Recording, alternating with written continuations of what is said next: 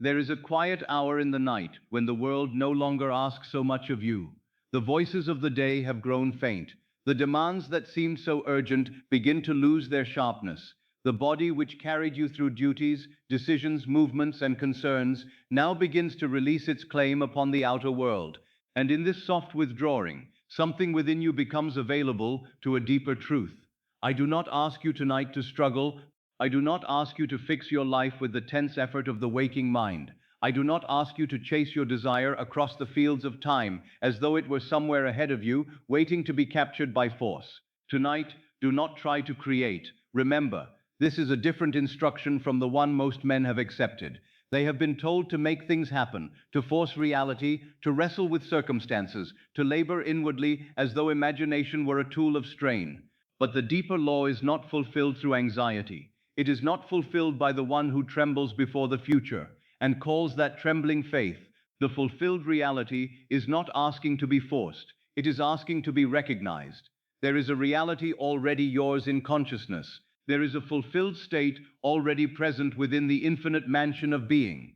There is a version of you who has already received, already entered, already known the peace that follows completion. You are not being asked to manufacture that one tonight. You are being asked to remember him. You are being asked to return to him as naturally as one returns to a familiar room.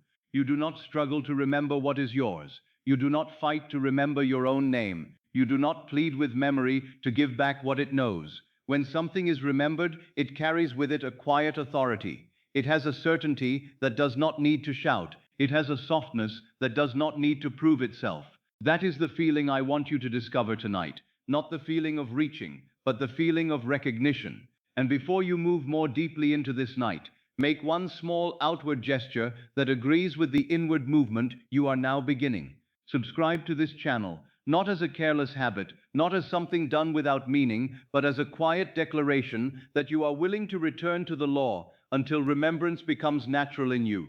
Let it be your simple yes to this new way of sleeping, this new way of assuming, this new way of no longer going to bed as one who is still searching. Every time you return, these teachings will water the seed of the reality you are remembering tonight. Do it gently, without breaking the peace of this hour. Let that small outward act mirror the inward decision. I will no longer live only from appearances. I will no longer fall asleep rehearsing lack, delay, or separation. I will return to the truth until the truth feels familiar. I will remember what is already mine. Subscribe now and let it stand as a soft sign that you are willing to be reminded again and again that consciousness is cause, that imagination is reality, and that the state fulfilled is not far from you. And if you have not yet made that quiet agreement, make it now, simply, then release it. Subscribe to this channel as one who says inwardly, I am ready to stop wandering through the night, as the one who seeks. I am ready to be taught back into remembrance. I am ready to hear the law again until my own deeper self accepts it as natural. Let the act be small, but let its meaning be large. You are not doing it from fear. You are not doing it to earn the fulfillment. You are doing it as an outward echo of an inward yes. And now the outward act is finished. Let it go. Return again to the night. Return again to the state. Return again to remembrance. The thing you seek is not waiting ahead of you. It is waiting within you. It is not suspended in some distant tomorrow, dependent upon 1,000 outer conditions before it may come near. It is a state, and states are entered now. You may think your desire is an event that must arrive, but I tell you, before it is an event, it is a reality in consciousness. Before it is seen, it is known. Before it is touched, it is accepted. Before it appears in the world, it is remembered in imagination. Trying to manifest often creates tension, because trying implies distance. The one who tries usually feels separate from the thing desired. He tries because he believes it is not yet his. He reaches because he assumes it is elsewhere. He repeats, imagines, waits, watches, and wonders. Yet beneath all of it, there may remain the hidden confession, I do not have it. And consciousness, being faithful, gives him the experience of not having, but remembering is different. Remembering implies possession. Remembering does not say, perhaps one day. Remembering says, this belongs to me already. Remembering does not push the desire into the future. Remembering draws it into the present, as a fact of consciousness. Trying belongs to time. Remembering belongs to being. Trying says, I must become. Remembering says, I am. And tonight, I want you to pass from trying into remembering. Do not fall asleep as one who is asking life to become merciful tomorrow. Do not fall asleep as one who is hoping the outer world will finally decide to give permission. Do not fall asleep as one who places fulfillment beyond the veil of time. Fall asleep as one who remembers. Fall asleep as one who knows, without strain and without noise, that the fulfilled reality is already accepted within. Perhaps you have carried a longing for some time. Perhaps you have desired love, supply, healing, freedom, success, peace, or a life that feels more in harmony with the secret calling of your heart. Perhaps you have tried many times to make it happen. You have held images in the mind. You have spoken words. You have waited for signs. You have wondered whether the law heard you. But the law is not a distant power listening from afar. The law is the order of your own consciousness. It does not respond to pleading as pleading. It responds to the state that pleading implies. If you plead as one who lacks, lack is the state. If you wait as one who is not yet chosen, not yet supplied, not yet free, waiting is the state. If you imagine from desperation, desperation is the state. But if you remember, something changes. The inner posture changes. The breath changes. The body no longer leans forward into the future. The heart no longer begs to be rescued. The mind becomes still enough to receive what was always nearer than fear allowed you to see. You may ask, how can I remember what has not yet occurred in the outer world? And I say to you, you have mistaken the outer world for the origin of reality. The outer world is not the origin, it is the echo. The true event begins in consciousness. The true possession begins in imagination. The true fulfilled state exists before the senses report it. Therefore, to remember is not to pretend. It is to awaken inwardly to a reality that the senses have not yet caught up with. All creation asks this of you: accept the end, not as a hope, not as a wish, not as a possibility. Accept it as a remembered truth. If you had already received the thing you desire, how would the night feel? If the answer were already given, what would happen to your breath? If the burden had already been lifted, what would soften in your body? If the door had already opened, what argument would be unnecessary? If love had already answered, if supply had already come, if healing had already taken place, if freedom had already become yours, what would you stop asking? That stopping is important. The end is recognized not only by what you feel, but by what you no longer need to do. You no longer need to ask when. You no longer need to examine every appearance. You no longer need to seek evidence with anxious eyes. You no longer need to repeat the old story before sleep. You no longer need to carry the identity of one who is waiting. The remembered reality carries rest within it. So now, as the night gathers around you, let this become the beginning of a new way. You are not here to perform a difficult act. You are not here to master a complicated method. You are not here to force the heavens open. You are here to remember. You are here to let the fulfilled reality feel known. You are here to allow the subconscious to receive it, not as a far dream, but as something already familiar. The subconscious receives what feels true. It does not ask whether the outer world has yet confirmed it. It receives the accepted state, and the moments before sleep are sacred, because the conscious mind is less able to argue. The senses begin to grow dim. The body loosens its hold upon appearances. The old facts are not so loud. And in that borderland, the fulfilled reality can be remembered more easily. Do not try to remember with tension. That would only be another form of trying. Let remembrance come like a face emerging softly in the dark. Let it rise as something you once knew and are now willing to know again. Let it be gentle. Let it be familiar. Let it be simple. You are not inventing a new universe tonight. You are returning to the reality that belongs to your deeper self. Tonight you will not fall asleep as one who seeks. You will not fall asleep as one who measures the distance between himself and his desire. You will not fall asleep as one who says, perhaps tomorrow, perhaps one day, perhaps if I am fortunate. No, tonight you will fall asleep as one who remembers. You will let the final impression of the night be not longing, but possession, not effort, but recognition, not strain, but quiet certainty. You may remember it through a feeling. You may remember it through a short scene. You may remember it through one inward sentence that carries the end. It is already mine. It is done. I remember, I have received. I am the one who is fulfilled. The words themselves are not magic. They are doors. If they open the feeling of completion, enter. If they bring relief, remain. If they soften the body, let them deepen. If they make the fulfilled state feel known, let sleep take you from there. For sleep will carry into the deep whatever you accept at the edge of it.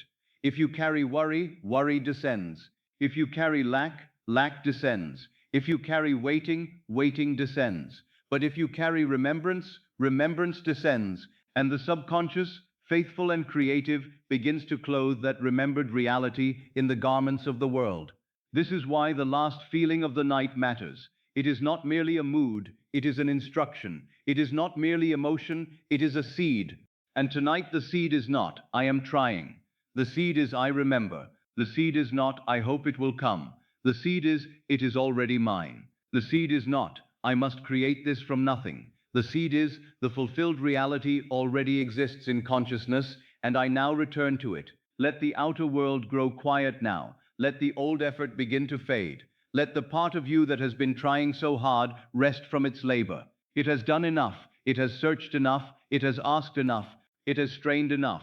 Now another power within you is being invited forward. Not the power of force, but the power of recognition. The fulfilled reality is not asking to be forced. It is asking to be recognized. You do not struggle to remember what is yours. The thing you seek is not waiting ahead of you. It is waiting within you. Tonight, do not try to create. Remember the peace that would be yours if it were done. Remember the breath you would take if the answer had arrived. Remember the quiet in the heart if the desire were no longer a question. Remember the self who would lie down tonight without fear, because he knows, not because the senses have convinced him, but because consciousness has accepted. Let that self come nearer. Let him not be imagined as far away. Let him be the one you are now, the one who has received, the one who no longer seeks, the one who remembers. And as the night opens and the body softens and the mind grows less interested in the day, allow the subconscious to receive this fulfilled reality as already known. You need not carry it perfectly. You need not hold it tightly. You need not stay awake to guard it. If you can enter even a little of the feeling, sleep will take it deeper. If you can remember even faintly, the deep will receive the memory. If you can rest in the end for only a moment, that moment is a seed. So let the beginning be gentle. Let the beginning be simple. Let the beginning be this. I do not seek tonight. I remember. I do not chase tonight. I return. I do not force tonight. I recognize. I do not wait for the reality to become mine. I remember that in consciousness it is already mine. And from this remembrance, I now begin to sleep. Now let us look gently at the reason so many men become weary in the very act of desiring. They are sincere. They are not lazy. They are not without imagination. Often they have given much of themselves to the inner work. They have tried again and again. They have repeated words. They have formed pictures. They have watched the movement of life with anxious eyes. They have gone to bed hoping and risen again questioning. Yet inwardly there remains the same distance between themselves and the thing desired. This is not because desire is denied to them. It is not because the law is reluctant. It is not because imagination is weak. It is because the state from which they are trying often contains the very separation they wish to overcome. To try to make it yours is often to confess that it is not. Listen to that carefully, and do not let it disturb you. Let it free you. To try to make it yours is often to confess that it is not. The one who tries with strain is often standing outside the fulfilled state. He is saying, by his effort, by his tension, by his searching, by his anxious repetition, this thing is not yet mine, and I must somehow bring it to me. And the subconscious, which does not receive the outer performance alone, receives the hidden confession beneath it. The law does not answer effort alone, it answers the state from which effort rises. A man may work, speak, imagine, pray, and persist, but if all of this rises from the state of not having, then the state of not having remains the cause. It is not the number of words that determines the outcome. It is not the length of the imaginal act. It is not the pressure with which he tries to believe. The question is always this: from what state is he doing it? There is an effort that comes from fulfillment, and there is an effort that comes from lack. One is natural movement. The other is anxious reaching. One is the expression of a state already accepted. The other is the attempt to escape a state still believed. The same outer action may appear in both, but inwardly they are worlds apart. One man acts because he knows. Another acts because he fears. One imagines because he is remembering. Another imagines because he is trying to make something true. One speaks the word from possession. Another speaks the word from hunger. The subconscious receives the state beneath the method. That is why methods alone do not save a man. He may take a beautiful teaching and use it from fear. He may take a holy word and speak it from absence. He may close his eyes at night and imagine the fulfilled scene while inwardly feeling, I hope this works. I hope this finally happens. I hope life hears me now. And though the picture may be correct, the state may still be waiting. Though the words may be rich, the feeling may still be poor. Though the prayer may be spiritual, the identity may still be one of separation. Many approach desire by trying harder. They believe that if they strain a little more, if they press the mind more firmly, if they hold the image with greater effort, then the world must yield. But strain often reveals that the desire is still felt as distant. When you already know something is yours, you do not strain to make it yours. You may move, yes. You may act, yes. You may respond to life, yes. But the movement is different. It does not come from panic. It does not come from the fear that nothing is happening. It comes from inward possession. If tonight you try to manifest with the feeling, I must make this happen before it is too late, then what is the state? Not fulfillment. The state is urgency. If you imagine with the feeling, I hope this proves that I can have it, then what is the state? Not possession. The state is uncertainty. If you repeat words while inwardly asking, why has it not come yet? Then what is the state? Not completion. The state is waiting. This is why trying may keep the desire away. Not because effort is evil, but because anxious effort may continually place you in the identity of one who does not have. You may be calling the desire with your lips while pushing it into the future with your state. You may be saying it is mine while feeling it is not yet here. And feeling is the deeper voice. Some visualize with pressure. They close the eyes and force the scene to appear. They adjust every detail. They worry whether they have seen it clearly enough. They wonder whether the image was vivid enough, whether the feeling was strong enough, whether the act was done correctly, and the whole imaginal act becomes filled with labor. But imagination, when rightly used, is not a strain. It is an entering. It is not the tightening of the mind around an image. It is the gentle acceptance that this is already so. If you had truly remembered something, would you force every detail of the memory? Would you panic if one corner of the memory were dim? Would you say, I must hold this perfectly, or it will not be real? No. Memory carries a naturalness that does not need such violence. You may remember a room, a voice, a moment, and even if the details are not complete, the knowing remains. That is what I want you to understand. The fulfilled reality must become more like memory than performance.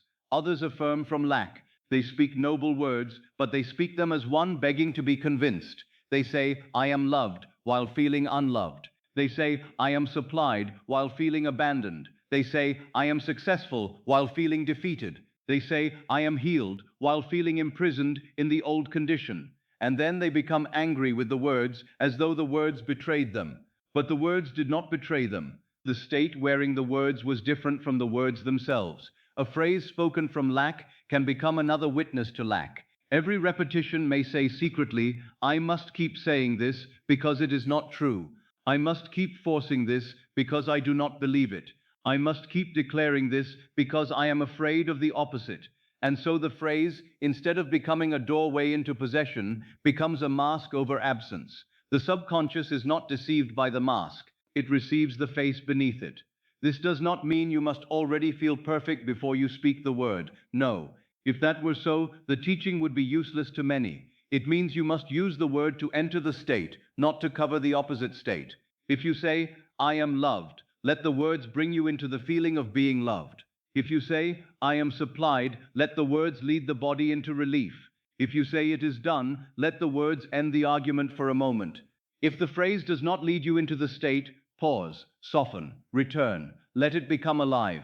Many check for signs. They perform the inner act and then immediately look outward to see whether the world has obeyed. They plant the seed and then dig it up with anxious fingers. They say, I have assumed the end, but where is it? I have imagined, but what has changed? I have affirmed, but why do the facts still appear the same? Do you see the hidden assumption in such checking? It says, it is not done unless the outer world proves it to me now. But the outer world is not the cause. It is the mirror. If you keep asking the mirror to show you a new face before you have accepted the new face inwardly, you will remain bound to reflection. You must not worship evidence. Evidence follows state. It does not lead it. The visible world is often delayed news. It reveals what has been accepted, repeated, lived from, and felt as real. If you judge the truth of your assumption by old appearances, you give old appearances authority over your I am. This is one of the most subtle traps. A man assumes for a moment and then turns to the world and says, "Have you changed yet?" And if the world has not immediately changed, he abandons the assumption. Then he says the law did not work, but he never truly remained in the end. He remained in the state of one testing the law from the outside. He did not become the fulfilled one. He became the anxious examiner of results. The one who remembers does not keep asking for proof. Memory does not ask the world to prove yesterday. Memory rests in knowing. It may be quiet, but it is certain. The remembered reality is not frightened by temporary silence. It does not collapse because the senses have not yet reported its fulfillment.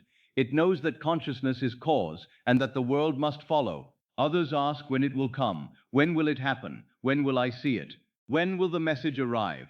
When will the money come? When will the door open? When will the body change? When will the person return? When will life show me that I am not forgotten? But the question when often belongs to the state of not yet, when places the desire in time. It says, I do not have it now. It says, perhaps later. It says, I remain the one who waits. Trying says, it is not yet mine. Remembering says, it has always belonged to me. Feel the difference. Trying says, I must bring it from the future.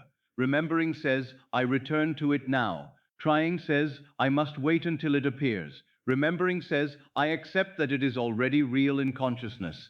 Trying says, I will rest when it comes. Remembering says, I rest now because I have entered the end. This is why the night is so important. Before sleep, the mind is tempted to carry all its questions into the deep. When will it happen? How will it happen? What if it does not happen? Have I done enough?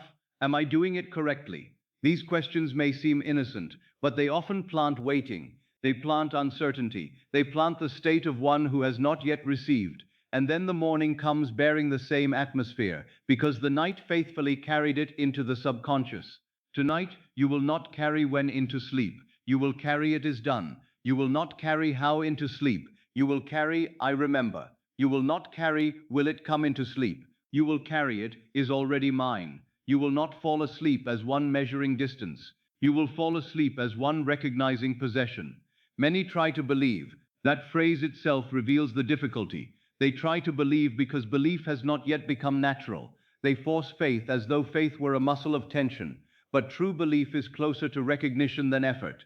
When a state becomes natural, belief is no longer something you are doing. It is something you are living from. You do not try to believe your name. You do not try to believe the room you know is familiar. You simply accept it. So if you find yourself trying violently to believe, do not condemn yourself. Simply see what is happening. You are still standing outside the house, trying to convince yourself that it is yours. Enter through feeling. Enter through the scene that implies completion. Enter through the quiet question, what would I feel if this were already remembered as true? Then remain, not by force, but by returning gently each time you wander. Others measure progress. They ask, am I closer? Has anything moved? Did the sign appear? Did I feel enough? Did I imagine correctly? Did I persist long enough?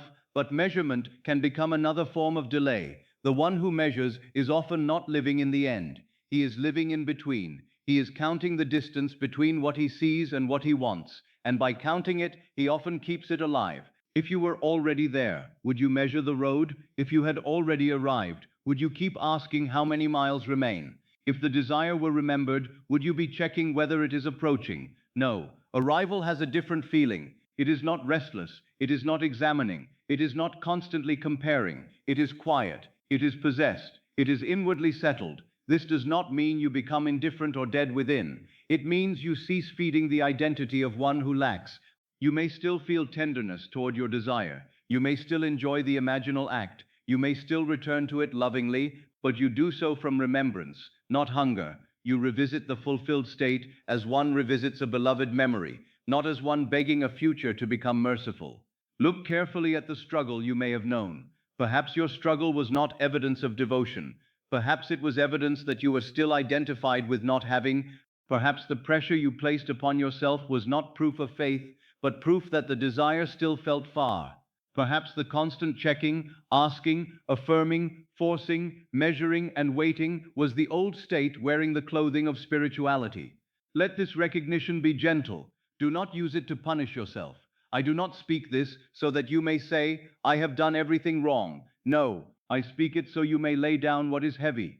The law is not condemning you.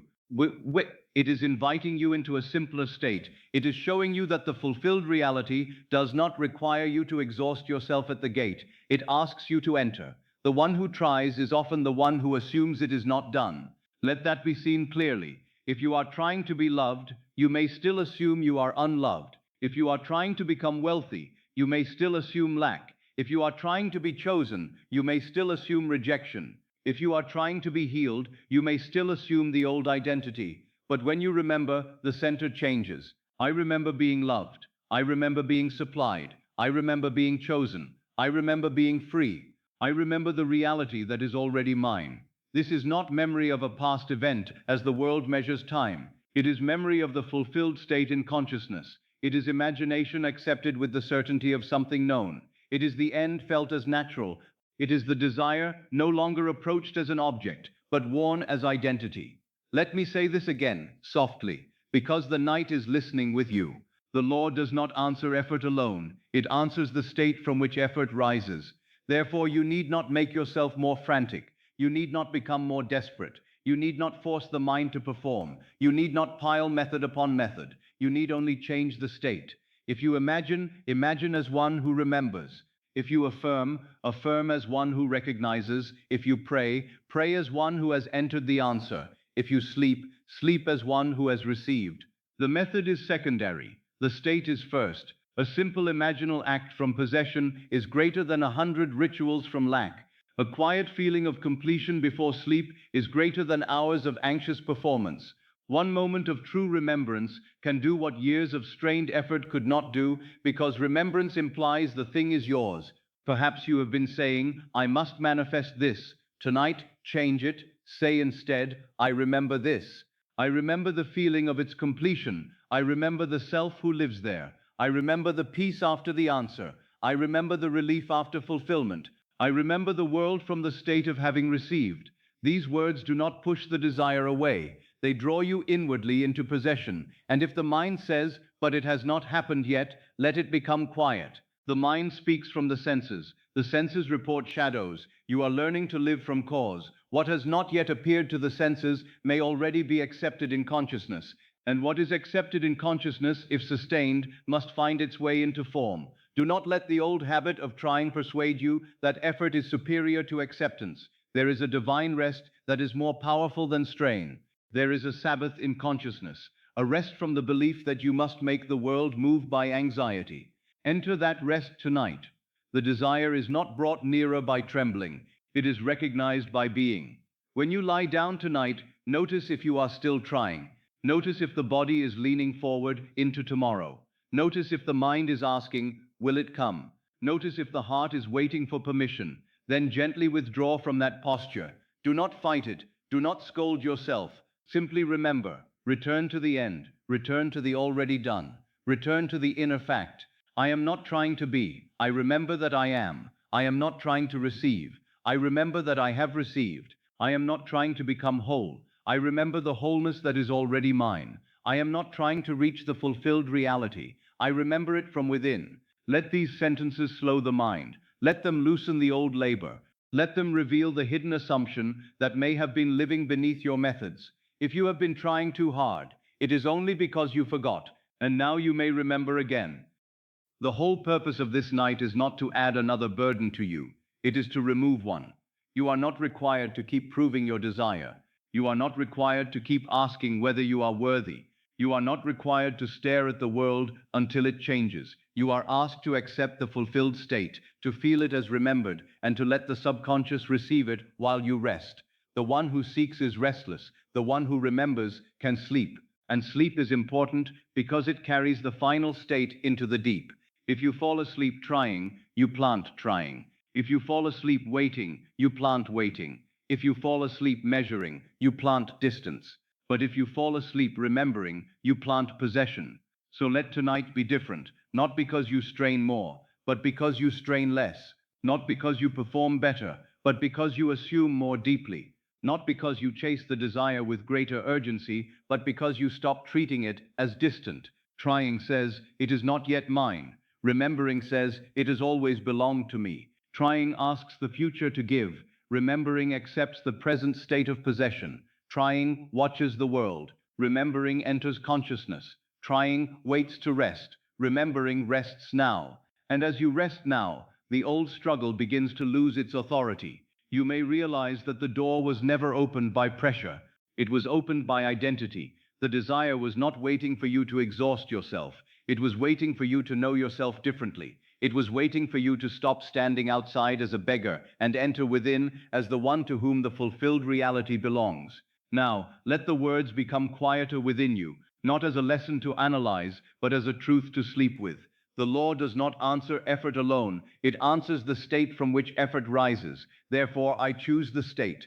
I choose remembrance. I choose possession. I choose the end. I choose to sleep as one who already knows. The struggle may have been keeping you identified with not having, but that can end softly. It can end tonight. It can end not with a battle, but with a return. Return from trying. Return from measuring. Return from asking when. Return from searching for signs. Return from forcing belief. Return from affirming lack in beautiful words. Return from visualizing with pressure. Return from the future. Return to now. Return to being. Return to remembrance. The fulfilled reality is not far. It is not waiting for your exhaustion. It is not strengthened by your fear. It is already present as a state, and the state is entered by acceptance. So let the old effort become still. Let the body soften. Let the heart stop pleading. Let the mind stop reaching. Tonight you do not try to make it yours. You remember that it is, and in that remembrance the desire is no longer kept away by struggle. It is welcomed home into consciousness, where all true creation begins. Now, let us enter more deeply into this word, remember, for it contains a power that the anxious mind has overlooked. Man has been taught to strive for what he desires, to push toward it, to wait for it, to plead for it, to build a path toward it with strain. But I tell you, there is a way of entering the fulfilled state that is softer than striving, and yet far more powerful. It is the way of memory. Consider memory for a moment, not as a philosopher would consider it, but as you know it in the quiet facts of your own experience. When you remember something you know to be true, there is no strain in it. You do not force yourself to believe a memory. You do not argue with it. You do not beg it to become real. You do not chase it through the future.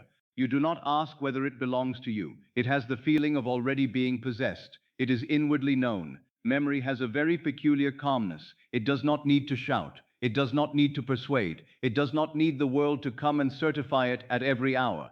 You remember, and in remembering, you rest in a kind of inward certainty. Perhaps the event is not before your eyes now. Perhaps the room in which it happened is not visible. Perhaps the person who was there is not standing in front of you. Yet you do not say, because I do not see it now, it must not be mine. You know it. You remember it. It belongs to your consciousness as a fact. This is the quality I want you to bring to the wish fulfilled. Not the heat of desperation, not the pressure of possibility, not the nervous excitement of one trying to make something happen, but the calmness of possession. Memory has the calmness of possession. And if you can approach your desire with that calmness, even faintly at first, you will begin to understand what it means to live from the end. Possibility is different. Possibility invites doubt. Possibility says it may happen, but it may not. Possibility asks for evidence. Possibility measures chances. Possibility belongs to the mind that still stands outside the door, wondering whether it will open. When a thing is only possible to you, the mind remains active, calculating, comparing, questioning, asking how, asking when, asking whether you are worthy, asking whether the past will repeat itself. Possibility keeps the desire suspended, but memory carries quiet certainty. Memory says, it is done. Memory says, I know this. Memory says, this belongs to me. It does not need to run ahead into tomorrow to find proof.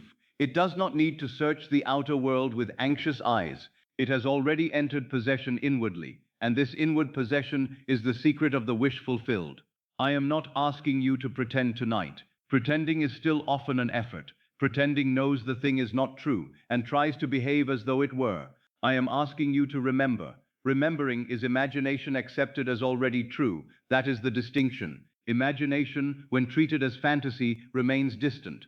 Imagination, when accepted as memory, becomes creative fact within consciousness. If you say, I hope this will happen, observe the feeling. Hope may be tender, but it often still contains distance. It says, I look toward it, I wish for it, I wait for it. But if you say inwardly, I remember this as mine, the feeling changes. The body may soften, the breath may become easier, the heart may stop reaching, something within you may cease arguing. That change is not small. It is the movement from wanting into possession. Let us take the desire for love. Suppose there has been separation, silence, misunderstanding, or ache in the heart. The ordinary mind thinks of reconciliation as something that must be obtained. It wonders, will the relationship be restored? Will the word be spoken? Will the heart soften? Will the distance end? And while it asks, it often remains in the state of one who is not chosen, not loved, not secure. But if you enter memory, the entire inner atmosphere changes. Imagine not that you are trying to make love come. Remember that the relationship is already reconciled. Remember the tone of peace after the misunderstanding has passed. Remember the warmth of being held again in affection. Remember the inner ease of knowing you are loved, not as a future wish, but as something already known. You do not need to force the picture. You need to feel the remembered truth of it. The heart that remembers love does not beg love. It rests in love. If the relationship were already reconciled, what would you no longer be asking? What fear would no longer command you? What nightly conversation would stop repeating within you? What would the body feel like if there were nothing left to repair? That feeling is the door. Enter it, not as one trying to create love, but as one remembering love fulfilled. Let us take wealth. Many men approach wealth as possibility, and possibility torments them. They say, perhaps money will come, perhaps the way will open. Perhaps I shall be free of the burden. Perhaps I shall no longer feel pressed by tomorrow. But beneath this possibility, there often remains fear. They hope for wealth, but they remember lack. They dream of abundance, but they know themselves as wanting. They speak of supply, but they sleep in uncertainty. Now change the order. Do not hope tonight. Remember. Remember the wealth already received. Remember the relief of it. Remember the breath you would take if the need had been met. Remember the quiet after the pressure has lifted. Remember the sense of being supplied, supported, provided for, not as a distant miracle, but as a fact in consciousness. Wealth remembered has a different feeling from wealth desired. Wealth desired may excite and frighten. Wealth remembered calms. If the wealth had already come, you would not grip the night with fear. You would not keep asking where it is. You would not keep examining the path. You would feel a quiet release in the body. You would feel the old pressure losing its right to command your attention. That release is more valuable than 1,000 anxious words. It is the feeling of possession. It is the substance of your assumption. Let us take the home. Perhaps you desire a place that feels truly yours, a room, a house, a dwelling that answers something in the heart. If you think of it as possibility, you may see distance, cost, difficulty, time, obstacles, and conditions. But if you remember the home already entered, everything changes. You do not stand outside the door. You are inside. You do not wonder whether you will ever belong there. You remember belonging there. Feel the key in your hand, not as an effort, but as memory. Feel the door already opened. Feel the stillness of sitting within that place after the world has quieted.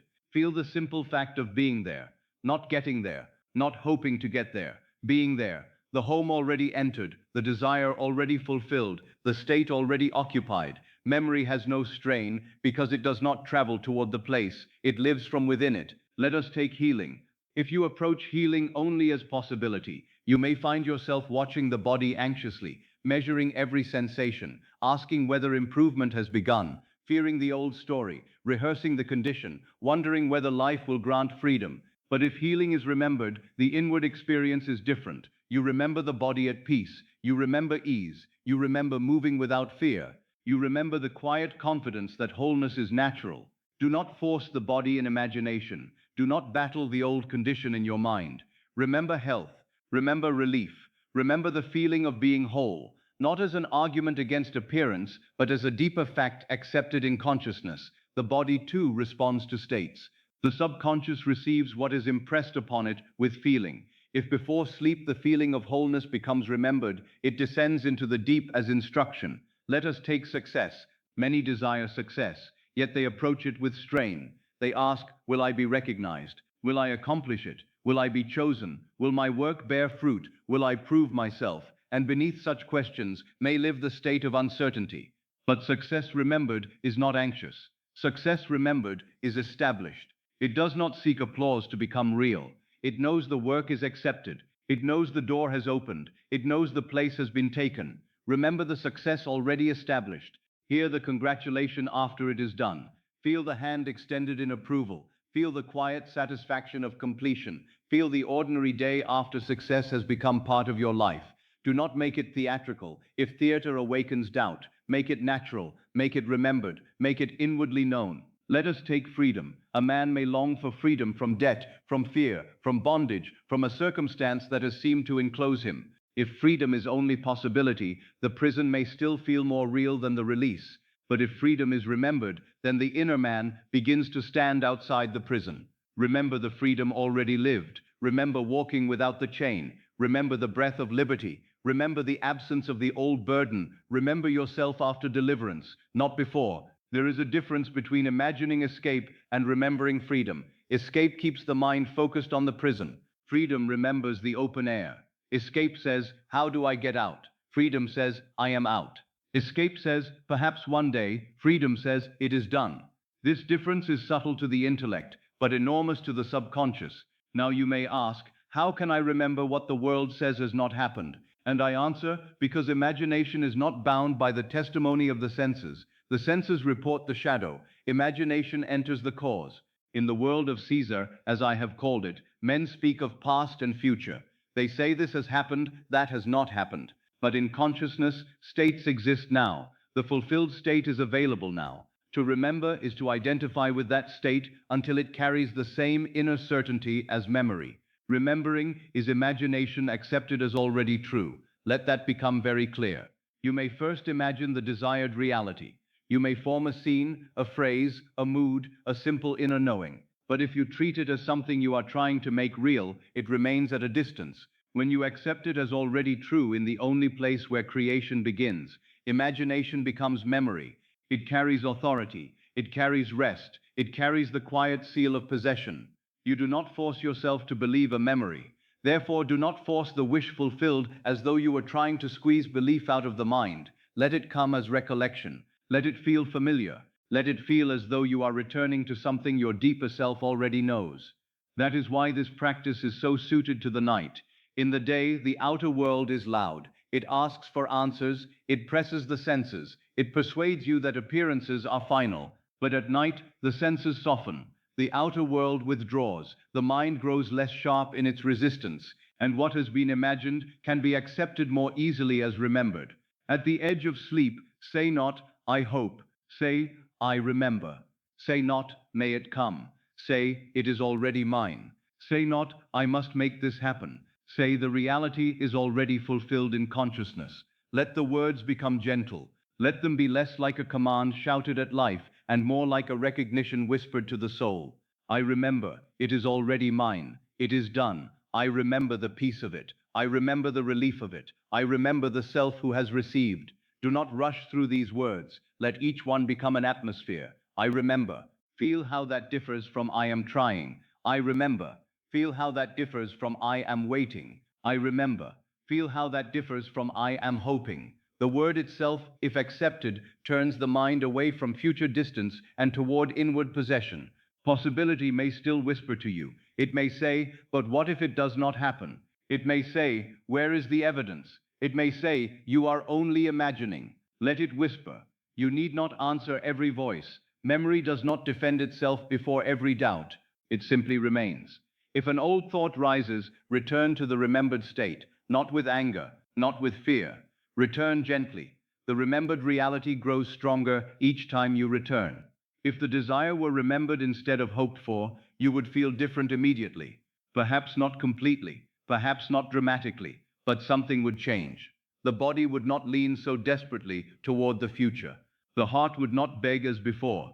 The mind would not watch every appearance with the same hunger.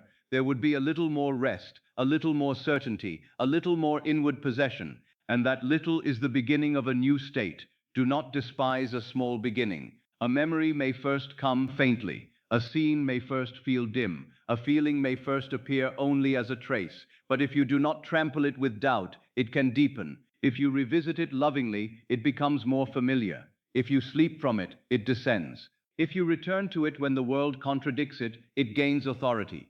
What is faint becomes natural. What is natural becomes expressed. Now consider how memory differs from hope in your body.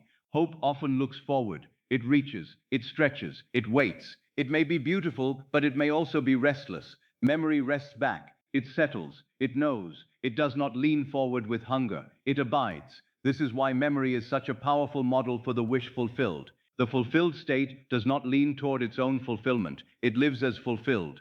If you are still leaning, do not condemn yourself. Simply notice. Then ask, how would it feel if I were remembering instead of hoping? How would I breathe if this were already known? How would I lie here if there were nothing left to chase? How would this night feel if the answer were not on its way, but already accepted? The body will begin to teach you. The breath will answer. The shoulders may soften. The face may release, the heart may become less urgent. That is the movement from possibility into memory. I want you to understand this well, because it will spare you much unnecessary labor.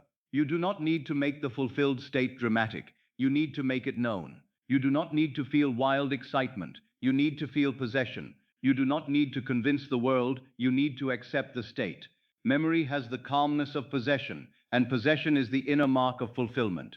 When a thing is yours inwardly, you no longer have the same relationship to it. You may still enjoy it. You may still feel gratitude. You may still return to it with love. But you do not stand as a beggar before it. You do not ask it to choose you from afar. You do not approach it as though you were unworthy to touch it. You remember it as belonging to your life. The relationship already reconciled. The wealth already received. The home already entered. The healing already complete. The success already established. The freedom already lived. Let each of these teach you the same principle. Do not imagine the event as something approaching. Remember yourself after its arrival. Do not imagine yourself waiting for the door to open. Remember yourself inside. Do not imagine the process. Remember the completion. Do not imagine the question. Remember the answer. Do not imagine the longing. Remember the relief. That is why tonight, as you lie in the quiet, you may choose one reality and treat it as remembered. Do not choose many. If many scatter the mind, choose one. Let it be simple. If it is love, remember being loved. If it is supply, remember being supplied. If it is health, remember being whole. If it is freedom, remember being free. If it is success, remember being established. Let the feeling of already be more important than the image itself, for the image is only a servant of the state. The true power is in the state accepted. A clear picture with a doubtful state is weak. A simple feeling with quiet acceptance is strong. You may not see much at all tonight, and yet if you feel the reality as remembered, the subconscious receives it. It does not require theatrical display. It requires acceptance. Let the night become your ally in this. The darkness does not ask you for proof. The silence does not demand an explanation. Sleep does not require that you solve the path. The deeper mind only receives what you give it as real. So give it memory. Give it the feeling of the end. Give it the calmness of possession. Say inwardly softly, I remember the reality that is already mine. I remember the peace of fulfillment. I remember the self who has received. I remember the answer. I remember the end. And as you say it, do not look for a miracle in the room. Look for a shift in the state. Look for the smallest movement from longing into knowing. Look for the quiet release that says, I do not need to chase this now. I can rest in it. That release is sacred. That release is the wish fulfilled, beginning to be remembered. Possibility asks you to wait. Memory invites you to rest. Possibility says, perhaps. Memory says, yes. Possibility looks ahead. Memory lives now. Possibility wonders. Memory knows. And this knowing need not be loud. The deepest knowing is often silent. The seed beneath the earth makes no noise as it begins to live. The fulfilled state within you may enter the deep without a dramatic sign. Let it be quiet. Let it be certain. Let it be unforced. Let it be already known. You do not force yourself to believe a memory. Memory has the calmness of possession. Remembering is imagination accepted as already true. Now let these words begin to work upon you, not as ideas, but as feeling. If the desired reality were remembered, how would this night change? If it were already yours, what would become unnecessary? If you knew, truly knew, that the end was accepted, what would you stop asking? Let the answer come in the body. Let the breath answer. Let sleep approach from the state of knowing. Tonight, you are not hoping from afar. You are remembering from within. You are not trying to pull the future toward you. You are accepting the fulfilled reality as already known. You are not begging for the world to give you permission. You are allowing consciousness to receive possession. And in that quiet possession, the struggle begins to end. The desire is no longer only a possibility. It becomes a remembered reality. It becomes something your deeper self recognizes. It becomes something you can sleep from. So let memory lead you now. Let memory be soft. Let memory be certain. Let memory be unforced. Let memory be natural. Let memory be already known. And as you continue into the night, remember not with effort, but with peace. Remember not as one inventing, but as one returning. Remember not as one seeking, but as one possessing. The reality is already yours in consciousness. Remember it and rest. Now, as the night grows quieter, I want you to loosen one of the deepest misunderstandings man carries about desire. He believes his desire is an event waiting somewhere in time. He thinks it must come from tomorrow. He thinks it must travel toward him through days, weeks, circumstances, decisions, permissions, and visible changes. He looks outward and says, "It is not here yet." He looks at the calendar and says, "Perhaps later." He looks at the world and says, "When the event occurs, then I shall be different." But I tell you, the event is not the beginning. The state is the beginning. The reality is not distant. The state is near. This is the secret that changes the whole burden of manifestation. You are not being asked to drag a future event into the present by force. You are being asked to enter the state from which that event is natural. The state exists now. The fulfilled self exists now.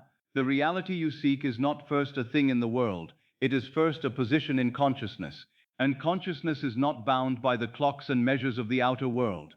A man says, "I want wealth." But wealth before it is money in the hand or ease in affairs is a state. It is a way of being. It is the inner feeling of supply, safety, freedom, and possession.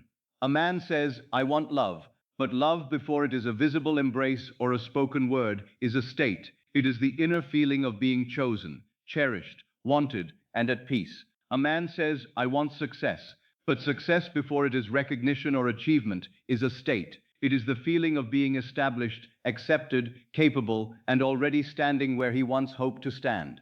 Do you see? Men chase events because they do not understand states. They chase the letter, the sum, the invitation, the healing, the reconciliation, the position, the proof. And because they chase the event, they often remain the one without it. But if they would enter the state, the event would begin to organize itself around them. The outer event is the shadow cast by the inner state. Change the state, and the shadow must change. This is why I have said that my teaching is not about chasing events, but entering states. Events are the language by which states become visible. The state is the cause. The event is the effect. If you spend your life chasing effects while continuing to occupy the old cause, you become weary. You feel that life is resisting you, but life is not resisting you. It is reflecting the state you continue to accept. What you call the future is often only a state you have not yet occupied. Let that sentence become quiet within you. What you call the future is often only a state you have not yet occupied. You say, "One day I will be loved," but love is a state you can enter now. You say, "One day I will be free," but freedom is a state you can enter now. You say, "One day I will be supplied," but supply is a state you can enter now. You say, "One day I will be successful," but success is a state you can enter now. The senses may not yet report the outer form, but the state itself is nearer than breath. The fulfilled self is not waiting in time, it is waiting in consciousness. You have been looking for him in tomorrow. You have been imagining that somewhere in the future there is a version of you who has received, who is safe, who is loved, who is whole, who is free, who is established. And you think you must travel toward that version by effort. But I tell you, he is not far away in time. He is a state. He waits within consciousness, as a room waits within a house. You do not build the room by walking toward it across the earth. You enter it. This is the great reversal. You do not become fulfilled because the event occurs. The event occurs because you have entered fulfillment. You do not become supplied because money appears. Money appears because supply has become your state. You do not become loved because another speaks. The word is spoken because you have entered the state of being loved. You do not become free because the door opens. The door opens because you have entered freedom within.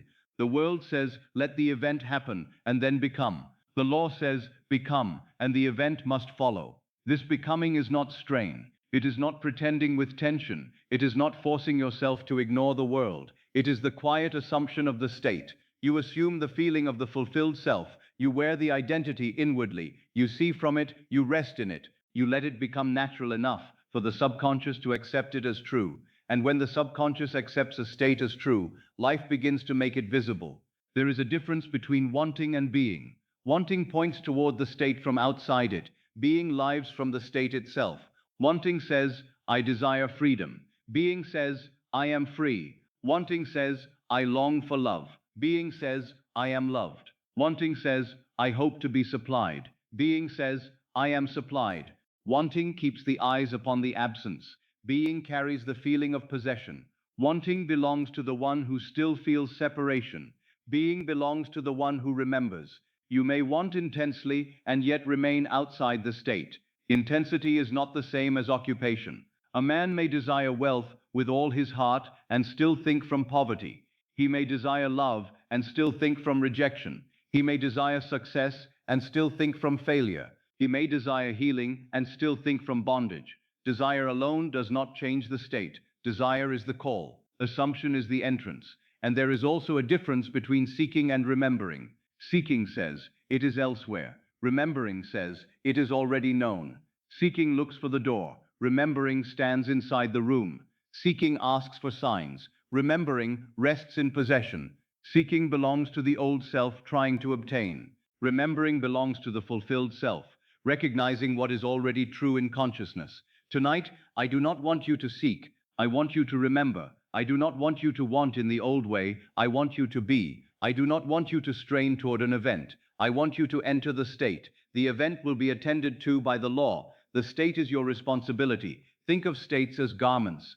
A man may wear the garment of poverty, the garment of loneliness, the garment of fear, the garment of failure, and he may wear it so long that he believes it is his skin. But it is not his skin. It is a garment. He may remove it. He may put on another. He may clothe himself inwardly in supply, love, confidence, freedom, and peace.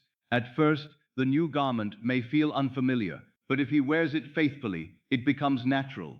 And what becomes natural within him must seek expression around him. This is why the fulfilled version of you already exists. He is not a fantasy. He is a state in the infinite world of consciousness. The loved you exists. The supplied you exists. The healed you exists. The free you exists. The successful you exists. The peaceful you exists. You are not inventing him out of nothing. You are choosing to occupy him. You are selecting a state from the vast mansion of being and saying, this is who I am now. In my Father's house are many mansions. I have said this before, and I say it again in this deeper way. The mansions are states of consciousness. There is a mansion of lack and a mansion of supply, a mansion of rejection and a mansion of love, a mansion of sickness and a mansion of health, a mansion of failure and a mansion of success, a mansion of bondage and a mansion of freedom. You do not destroy one mansion by fighting its walls. You leave it, you enter another. The state you occupy becomes your dwelling place. And from that dwelling, you see the world differently. If you dwell in lack, you interpret life through lack. If you dwell in supply, you interpret life through supply. If you dwell in rejection, silence becomes proof of abandonment. If you dwell in love, silence may be only silence, and the heart remains secure. If you dwell in failure, a delay becomes defeat. If you dwell in success, a delay may be preparation. The world is not only seen by the eyes, it is seen through the state. Therefore, when you enter a state, you do not merely feel differently. You become a different observer. You inherit a new perspective. You begin to think the thoughts natural to that state. You begin to feel the expectations natural to that state. You begin to respond to life from that state. And because consciousness is creative, the outer world begins to arrange itself to correspond with the inner position you have accepted. This is why pressure cannot create the fulfilled reality. Pressure often belongs to the old state. Pressure says, I must make it happen because it is not. Pressure says, I must force the world because consciousness is not enough. Pressure says, I am still outside and must somehow break in, but the desired reality is not created by pressure. It is occupied by assumption. Assumption is gentle, but it is not weak. It is quiet, but it is not powerless. Assumption says, I take this state as my own. I accept this reality inwardly. I move psychologically into the end. I no longer wait for the senses to grant permission. I no longer ask the old world who I am. I select the state and live from it. That is power. That is the creative act. You may be lying in the silence now, and perhaps the same room may surround you. The same duties may wait for tomorrow. The same facts may appear to be in place, but you are not asked to change the room tonight. You are asked to change the state from which you occupy the room. You are not asked to solve tomorrow. You are asked to enter the consciousness of the one for whom tomorrow is already answered. You are not asked to force the event. You are asked to remember the self who lives after the event has occurred. If your desire is love, do not lie here as one seeking love. Lie here as the one who is loved. The state is near. If your desire is wealth, do not lie here as one waiting for wealth. Lie here as the one who is supplied. The state is near.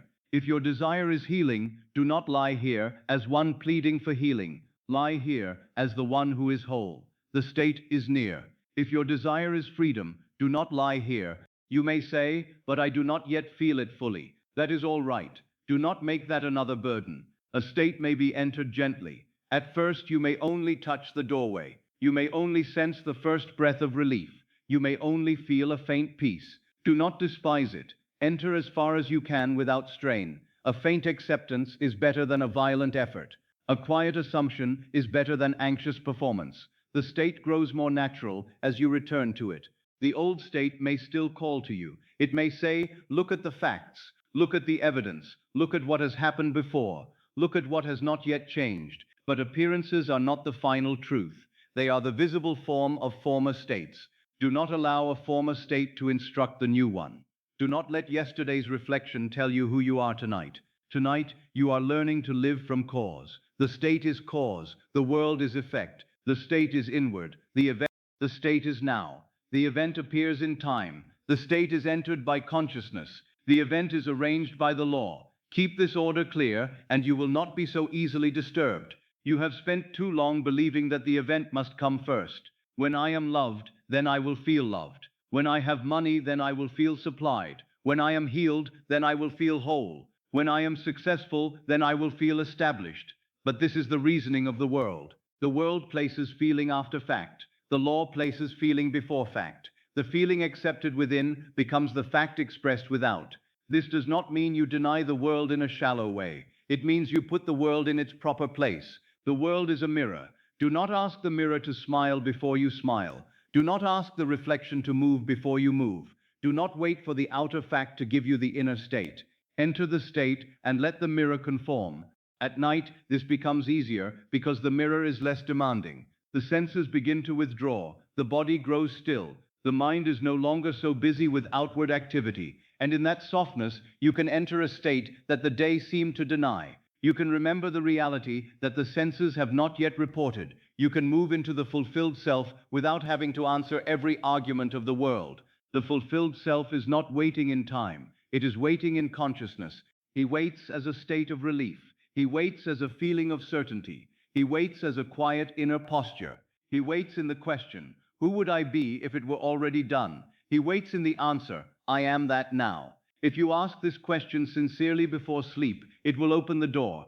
Who would I be if the relationship were already restored? Who would I be if the money were already received? Who would I be if the body were already at peace? Who would I be if the work were already Who would I be if the burden were already lifted? Do not answer merely with words. Let the body answer. Let the breath answer. Let the heart answer. The answer is the state. And once you feel even a trace of it, remain there. Do not rush back to the old question. Do not immediately ask how the event will come. That belongs to the lower mind. The state contains the event. The end contains the means. If you enter the state, the means will arrange themselves in ways. Your work is not to design every step. Your work is to occupy the end. The desired reality is not created by pressure, but occupied by assumption. Let this become soft within you. You do not have to press tonight. You do not have to force images. You do not have to build a future with worry. You simply assume the state. You enter it, as one enters a warm room after standing in the cold.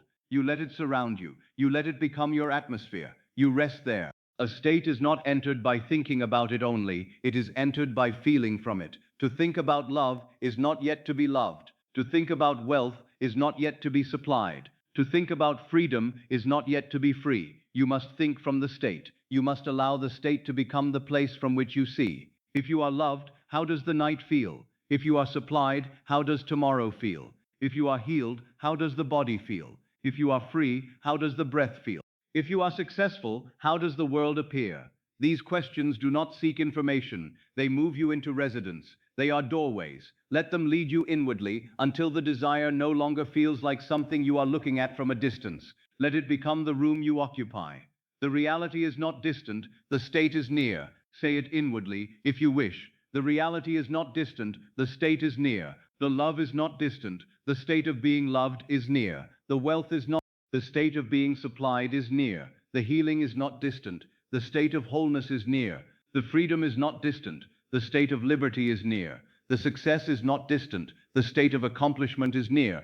What you call the future is often only a state you have not yet occupied. So occupy it tonight, not perfectly, not dramatically, not with the harshness of effort. Occupy it gently. Occupy it as one remembering. Occupy it as one who has found. Occupy it until the body begins to believe rest is safe. Occupy it until the mind stops reaching. Occupy it until the feeling of now becomes stronger than the feeling of someday.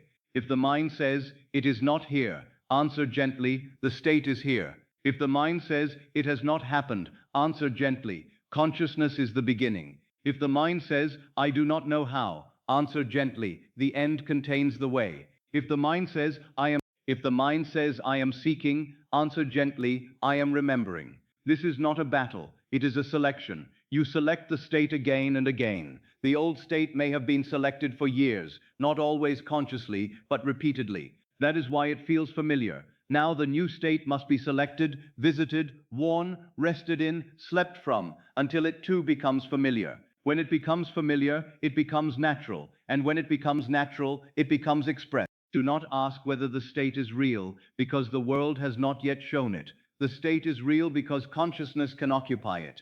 Imagination is the real and eternal world. The outer world is its shadow. When you enter imagination faithfully, you are not escaping reality. You are entering its source. Tonight the source is open to you. The fulfilled reality is available as a state. The one who has received is near. He is not ahead of you, he is within you. He is not waiting. He is waiting for recognition. He is not asking for strain. He is asking for assumption.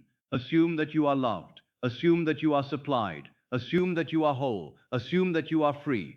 Assume that you are established. Assume that the answer is given. Assume that the reality is already yours. And then rest, for the state accepted in rest goes deep. It is carried into the subconscious, not as an argument, but as a fact. Sleep does not need your explanations. The subconscious does not need your anxiety. The law does not need your pressure, it needs the accepted state. Let the old idea of distance dissolve. Let the future become less important than the state. Let wanting yield to being. Let seeking yield to remembering. Let the event be left to the law. Let the state be entered now. The reality is not distant, the state is near. What you call the future is often only a state you have not yet occupied. The fulfilled self is not waiting in, it is waiting in consciousness. And tonight, softly, quietly, without strain, you are entering him. You are entering the fulfilled state. You are entering the place within where the desire is no longer far, no longer withheld, no longer postponed, but already accepted as yours. Rest there for a moment. Rest as the one who has received. Rest as the one who remembers. Rest as the one who no longer waits for time to grant what consciousness can accept now. Now we must come to the sacred center of this whole matter, the point from which every state is chosen, entered, remembered, and made alive. That center is I am. Before any desire is named, before any scene is formed, before any outer event appears, before any fact is praised or feared, there is I am. This is the root of your world. This is the silent presence within you that says, I exist, I am, I know myself to be. Man often he believes he is dealing with people, money, health, time, distance, opportunity, and visible conditions. But beneath every condition, he is first dealing with his own I am. For whatever he joins to I am becomes a state, and whatever becomes a state begins to form his experience. What you attach to I am becomes the memory you live from. This is why remembrance must begin with identity. You cannot remember the fulfilled reality while continuing to name yourself. You cannot fall asleep as one who says, I am lacking, and then wake expecting the world to reflect abundance. You cannot say inwardly, I am unwanted, I am forgotten, I am behind, I am not enough, and then wonder why the world seems to clothe itself in those meanings. The I am is never idle, it is always creative, it is always selecting, it is always wearing some state. The I am does not become by effort, it assumes and remembers. Let that sink. The I am does not become by effort. It assumes and remembers. It does not need to struggle across time in order to be. It does not need to beg permission from the outer world. It does not wait for circumstances to crown it. I am is the power that crowns the state by accepting it. When you say I am, you are not merely describing yourself. You are placing yourself in a world. You are entering a mansion. You are selecting the memory from which you will live. You have already known the power of I am, though perhaps you did not call it power. You have known it in the old way. You have known it through repeated identifications that felt so natural you mistook them for truth. You said I am lacking, and then the feeling of lack became familiar. You said I am waiting, and then waiting became your nightly companion. You said I am rejected, and then even neutral things seemed to carry rejection. So, I am behind, and then life appeared as though it were always ahead of you. You said I am not enough, and then even your gifts seemed smaller than they truly were. These were memories also.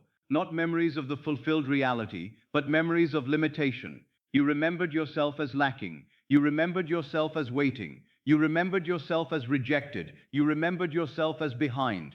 And because you remembered these states so faithfully, they began to feel like your nature. But they were not your nature. They were states worn by I am. A state repeated long enough feels like identity, but it is still a state.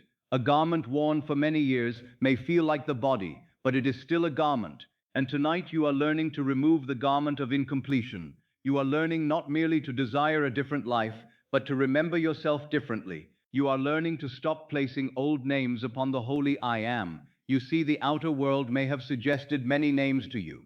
It may have shown you delay and whispered, I am behind. It may have shown you a closed door and whispered, I am rejected. It may have shown you lack and whispered, I am poor. It may have shown you silence and whispered, I am forgotten. It may have shown you a disappointment and whispered, I am not enough. But the world has no right to name you unless you accept its suggestion. Appearances may speak, but I am is the one that agrees or refuses. Do not let an old circumstance complete the sentence, I am. Do not let a passing shadow write the name you sleep with. Do not let the senses, reporting only what was, tell you what you are. I am must be guarded, not with tension, but with reverence. For I am is the doorway through which every state enters your life. If you say, I am lacking, you do not merely state a condition. You remember lack as yourself. You make lack intimate. You bring it into the chamber of identity. Then you begin thinking from lack. You interpret through lack. You expect through lack. You sleep in lack. And the subconscious, faithful to the name you have accepted, begins to externalize that state.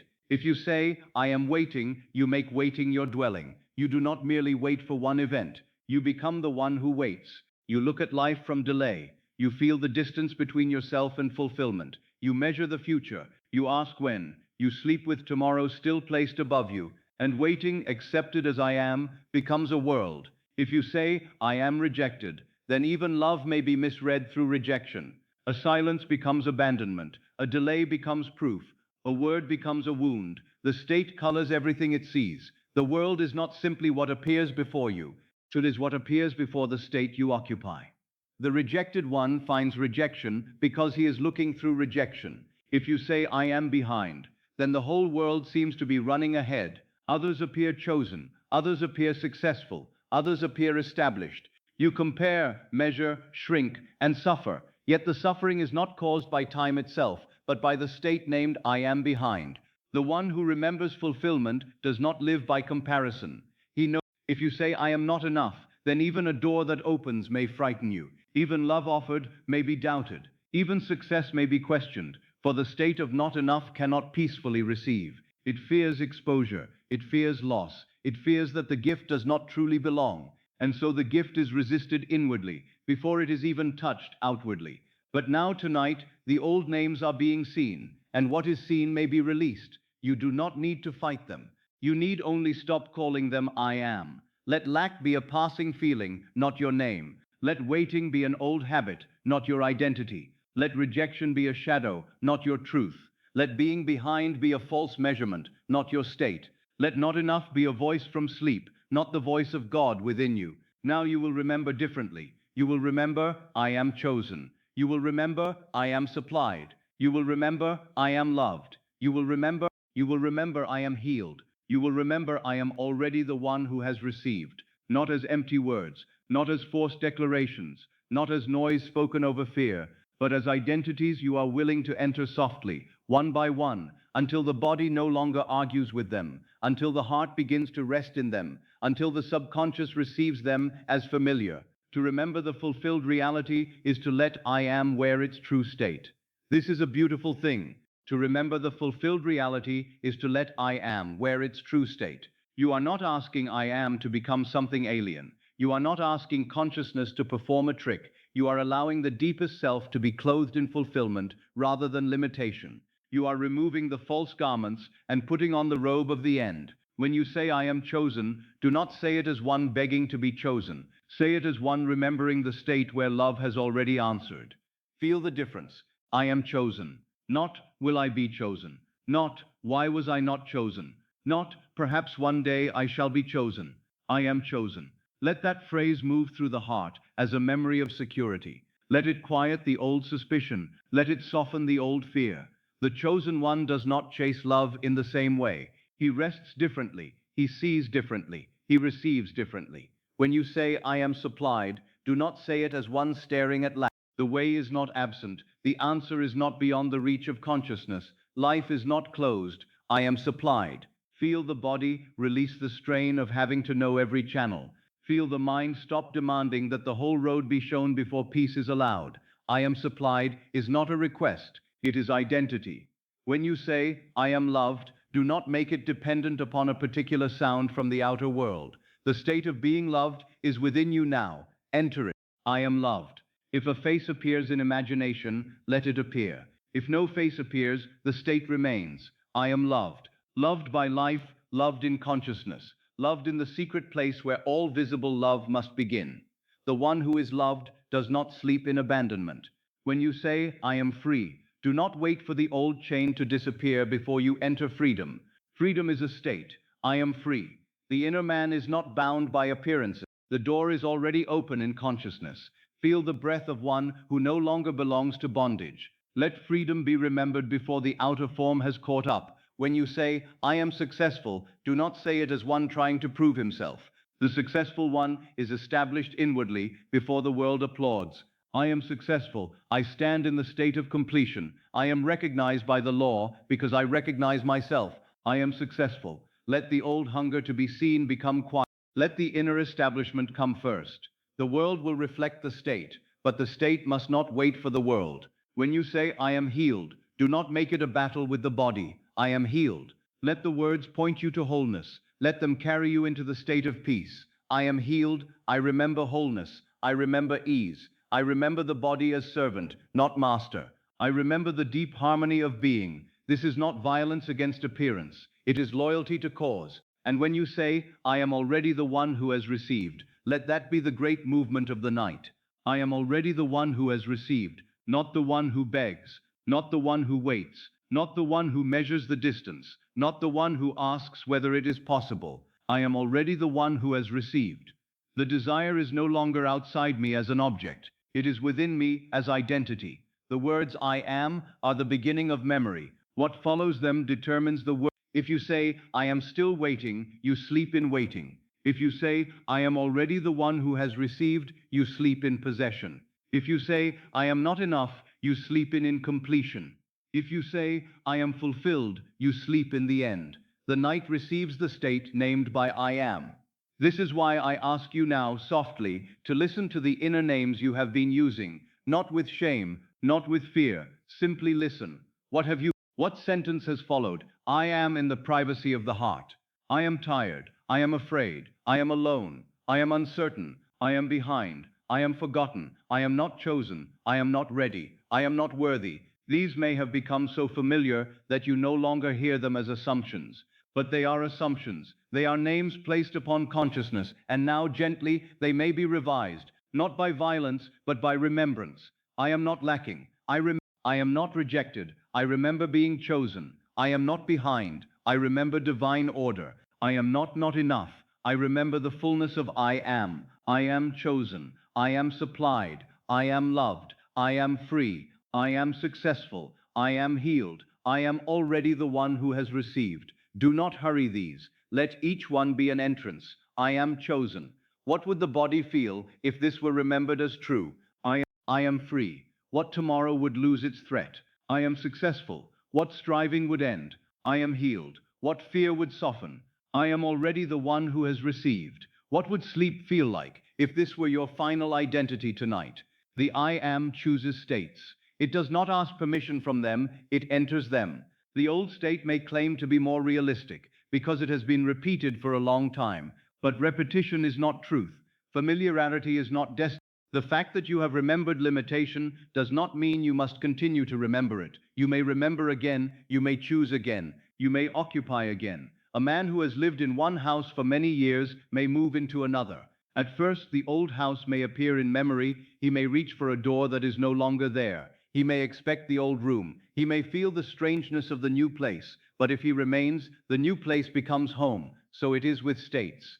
At first, I am fulfilled may feel unfamiliar. I am loved may feel tender and strange. I am supplied may feel new. I am healed may feel delicate. But remain, return, sleep there. Let the state become home. Do not say because it is unfamiliar, it is false. Say because it is chosen, it will become familiar. Do not say because I have lived long in lack, supply is impossible. Say lack was a state I remembered, and now I remember supply. Say rejection was a garment, and now I wear being chosen. Do not say because I have failed before, success is not mine. Say failure was a state, and now I occupy success. What you attach to, I am, becomes the memory you live from. If you attach fear, you live from fear. If you attach delay, you live from delay. If you attach fulfillment, you live from fulfillment. If you attach love, you live from love.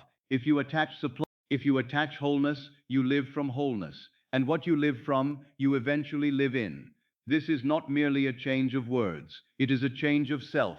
The words are the doorway, but the state is the house. When you say, I am chosen, enter the house of being chosen. When you say, I am supplied, enter the house of supply. When you say, I am free, enter the house of freedom. Do not stand at the door repeating the name. Go in, feel from. The I am is not a little personal statement only. It is the creative center within you. It is the name of God in man. It is the consciousness of being. When Moses asked for the name, the answer was, I am, not I was, not I will be. I am present being, present consciousness, present identity. This is why the fulfilled reality must be remembered now. I am does not live in tomorrow. I am is now. Therefore, the state you if you say, I will be supplied, you have placed supply in tomorrow. If you say, I hope to be loved, you have placed love in uncertainty. If you say, I am trying to be free, you have placed freedom at a distance. But if you say, I am supplied, I am loved, I am free, I am whole, I am successful, I am already the one who has received, then you are placing the fulfilled reality in present consciousness. You are remembering now. This is why the night, as you approach sleep, the I am is preparing to sink beneath the surface with whatever garment it wears. If it wears fear, fear descends. If it wears lack, lack descends. If it wears rejection, rejection descends.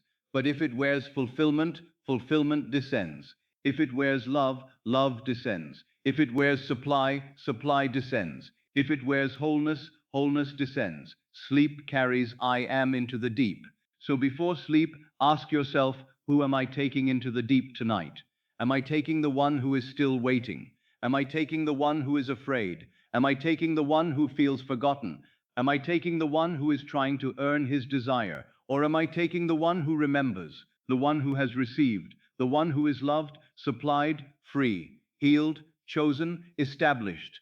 This question is not meant to trouble you. It is meant to awaken you, for you can choose. You can revise the inner name. You can stop before the gate of sleep and say, "No, I will not carry that old self into the night. I will not plant the old incompletion again. I will not let the final word of the day be I am lacking. I will let the final word be I am fulfilled." Let the old self become quiet. He has told his story many times. He has repeated his evidence. He has counted his delays. He has rehearsed his wounds. He has measured what is missing. He has asked why and when and how. But now he may rest. He is not condemned. He is simply not your final identity. He was a I am is the one who remembers. I am is the one who chooses.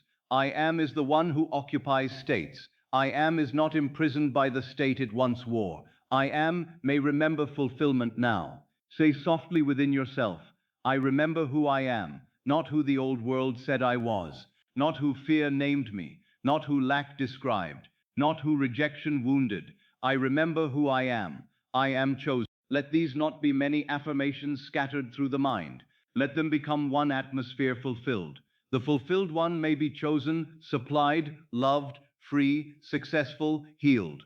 All these are expressions of one deep truth. I am no longer incomplete. I am no longer outside the door. I am no longer waiting for permission. I am the one who remembers the end. To remember the fulfilled reality is to let it is not waiting. These are distortions, temporary garments, shadows accepted for a time. The true state of I am is creative possession. It is the authority to assume. It is the power to be. It is consciousness selecting its world from within. Now, if doubt rises, do not make a new identity from doubt. Do not say, I am doubtful. Say, doubt is passing, but I am remains. If fear rises, if sadness rises, do not say, I am abandoned. Say, sadness may pass through, but I am loved. You are not every movement that passes through you. You are the one who chooses the state to occupy. This is gentle mastery, not harsh control, not suppression, not denial. Gentle mastery, the ability to notice the old name and refuse to sleep in it, the ability to remember the fulfilled name and let it descend. I am loved, I am free, I am successful, I am healed, I am already the one who has received.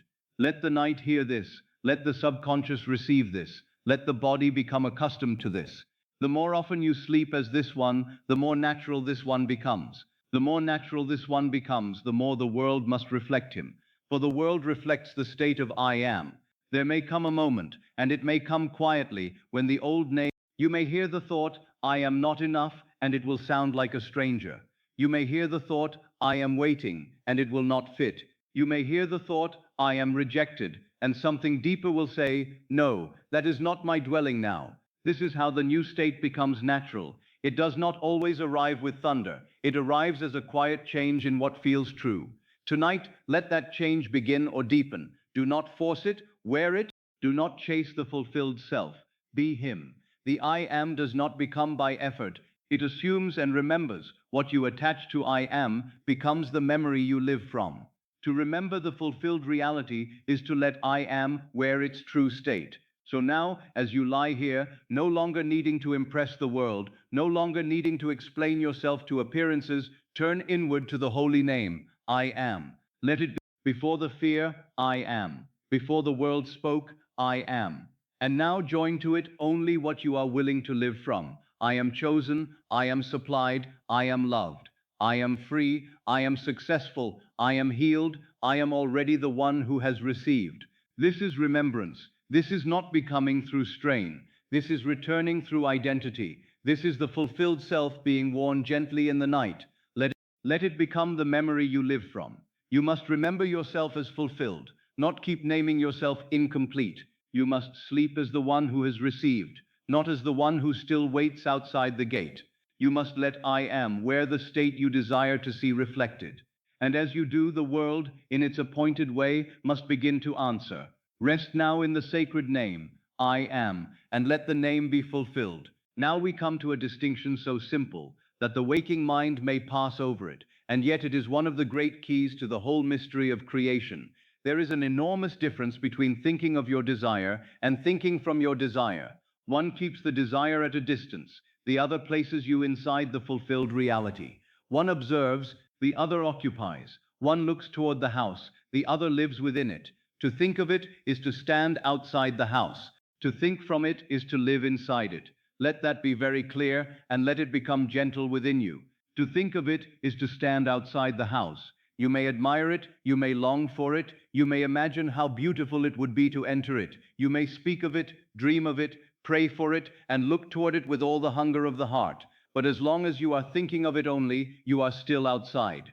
The desire remains an object before you, not a reality. To think from it is to live inside it. You are no longer looking at the desire as a thing to obtain. You are seeing the world through the eyes of the one who has obtained it. You are no longer asking whether you may enter. You are already within. The room has become your own. The state has become your dwelling. The fulfilled reality has become the place from which you look out upon life. The remembered reality changes the place from which you see. This is why remembering is so powerful. When you truly remember a thing as yours, even in imagination, your point of view changes. You are not merely picturing the end as though it were far away. You are standing in the end. You are feeling from the end. You are interpreting life from the end. And this change of viewpoint is the change of state. Most men think of what they want. They think of wealth. They think of love. They think of success. They think of freedom. They think of healing. They think of peace. They think of the life they long to live. But thinking of the desire often intensifies the feeling that it is absent. It makes the desire something observed, admired, and measured from the outside. It makes the mind ask, how near is it? How far is it? When will it arrive? What must happen first? Who must change? What sign must appear? And so the very contemplation of the desire may become contemplation of distance. But thinking from wealth is not thinking about money as something far away. It is thinking as one who is supplied.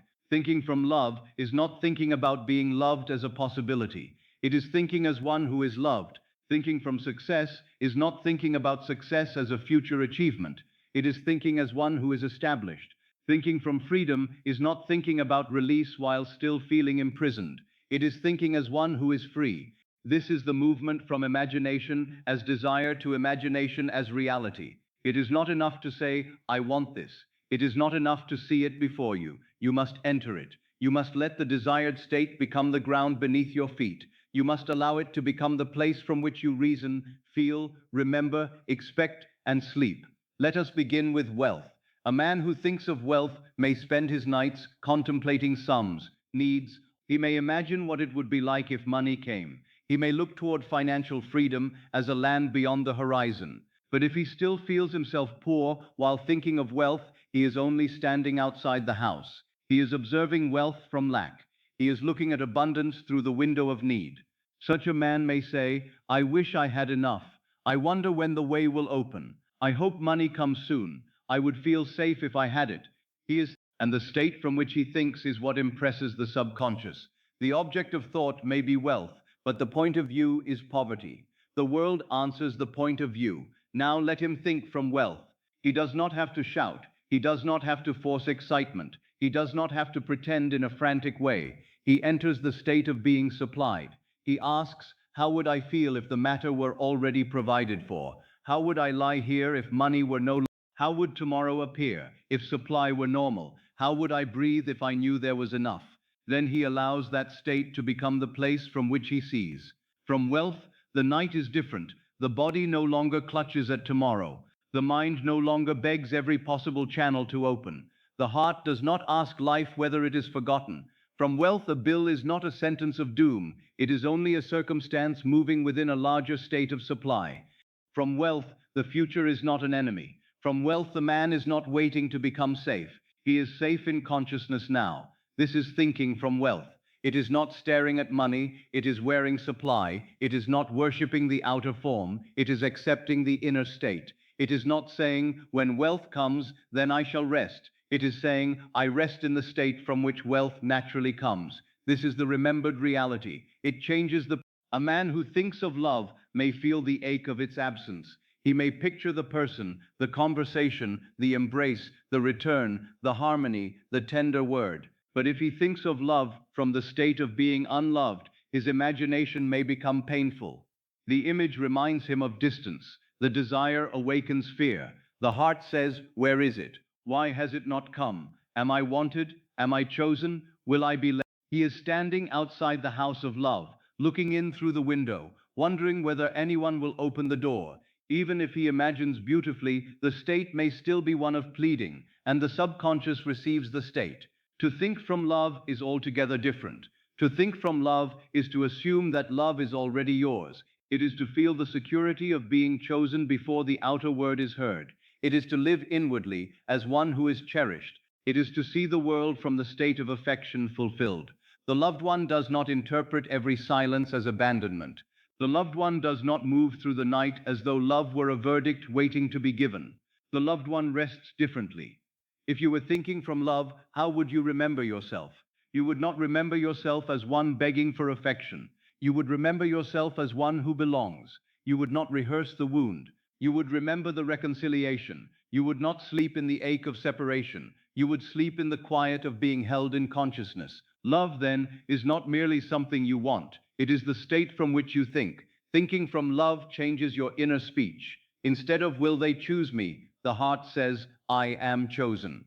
Instead of "why am I alone?" the state says, "I am loved." Instead of "I must make love come," the remembered reality says, and from that state, life begins to rearrange. Now consider success. A man may think of success day and night, and yet remain identified with failure. He may think of recognition while feeling unseen. He may think of accomplishment while feeling incapable. He may think of opportunity while feeling unworthy. He may picture the end, but return to the old self immediately after. This is thinking of success from the state of not being successful. To think of success, to think from success produces identity. The successful state has a different tone. It is established. It does not need to beg for permission to exist. It does not tremble before the judgment of men. It does not look at every delay as proof of failure. It assumes that life is moving rightly because it stands in the end. Ask yourself, if success were already established, how would I see this present moment? Would I see every difficulty as a final wall? Would I interpret a delay as denial or as arrangement? Would I approach my work as one trying to prove himself or as one expressing what he already is? Would I feel like a stranger to success, or would success feel like a natural garment? That is thinking from success. It is not vanity. It is not noise. It is the inner posture of one who has accepted the accomplished state. The man who thinks from success may still work, but his work is not free. He may still move, but his movement is not born of fear. He may still meet circumstances, but he meets them from establishment, not from panic. This is the creative difference. Now consider freedom. Many think of freedom while continuing to think from bondage. They look at the chain, the limitation, the obligation, the fear, the old condition, and they say, "I want to be free." But the mind is still standing inside the prison, measuring its walls. It may dream of open fields, but it feels the bars. It may speak of release, but it identifies with captivity. To think from freedom is to stop making the prison the center of your identity. It is to feel the open air inwardly. It is to ask, who would I be if this burden were already lifted? How would I breathe if I were already released? How would I walk through tomorrow if I knew I was free? What would I no longer fear? What would I no longer explain? What would I no longer obey within myself? Freedom first becomes a state. It becomes the feeling of space within consciousness. It becomes the inner knowing that the old condition is not your master. Then the world begins to conform to that freedom. The path may open in ways the rational mind could not design, but you must not wait for the path before entering the state. The path follows the state. The remembered reality changes the place from which you see. If you see from bondage, you will interpret everything as limitation. If you see from freedom, you will begin to perceive openings. If you see from lack, you will interpret life as shortage. If you see from supply, you will perceive provision. If you see from rejection, you will interpret life as abandonment. If you see from love, you will perceive security. If you see from failure, you will interpret events as defeat. If you see from success, you will perceive movement. This is why I say you do not need to stare at your desire. You need to see life from its fulfillment. The desire itself is not meant to remain an object of worship. It is meant to become a state of vision. If you keep staring at it as something outside you, you may keep it outside. But if you enter it, if you see from it, the distance begins to collapse. To think of it is to stand outside the house. To think from it is to live inside it. Imagine. He looks at the windows. He imagines the warmth inside. He speaks of how wonderful it must be to sit near the fire. He describes the rooms. He longs for the shelter. He may think of the house all night, but if he remains outside, the cold remains his experience. Another man opens the door, steps inside, sits by the fire, and looks out through the window. He no longer thinks of the house as a distant object. He thinks from the house, the world outside. So it is with your desire. Stop standing before the house. Enter. If wealth is the house, enter supply. If love is the house, enter being chosen. If success is the house, enter accomplishment. If freedom is the house, enter release. Do not remain outside describing the beauty of the thing. Live inside it in consciousness. Now, how do you know whether you are thinking of or thinking from? Listen to the direction of your inner questions. If you are asking, when will it happen? You are likely thinking of it. If you are asking, where is it? You are likely thinking of it. If you are asking, why has nothing changed? You are likely thinking of it. If you are measuring the distance between yourself and the desire, you are thinking of it. But if you ask, how would I see this if it were already done? You begin thinking from it. If you ask, what would feel natural to the one who has received? You begin. If you ask, how does life look from fulfillment? You begin thinking from it. If you ask, what would I no longer fear from the end? You begin thinking from it. The question changes the state, and the state changes the world. Do not make this hard. It can be practiced gently in the smallest moments. Suppose tomorrow you meet an appearance that suggests lack. The old man thinks of supply and says, I wish supply would come. The new man thinks from supply. The bridge is forming even here. This appearance is not my cause. My state is cause. Suppose you meet silence where you desire love. The old man thinks of love and says, why am I not loved? The new man thinks from love and says, I am loved. I do not permit silence to name me. Love is my state. The outer world is moving according to the state I occupy. Suppose you meet a delay where you desire success.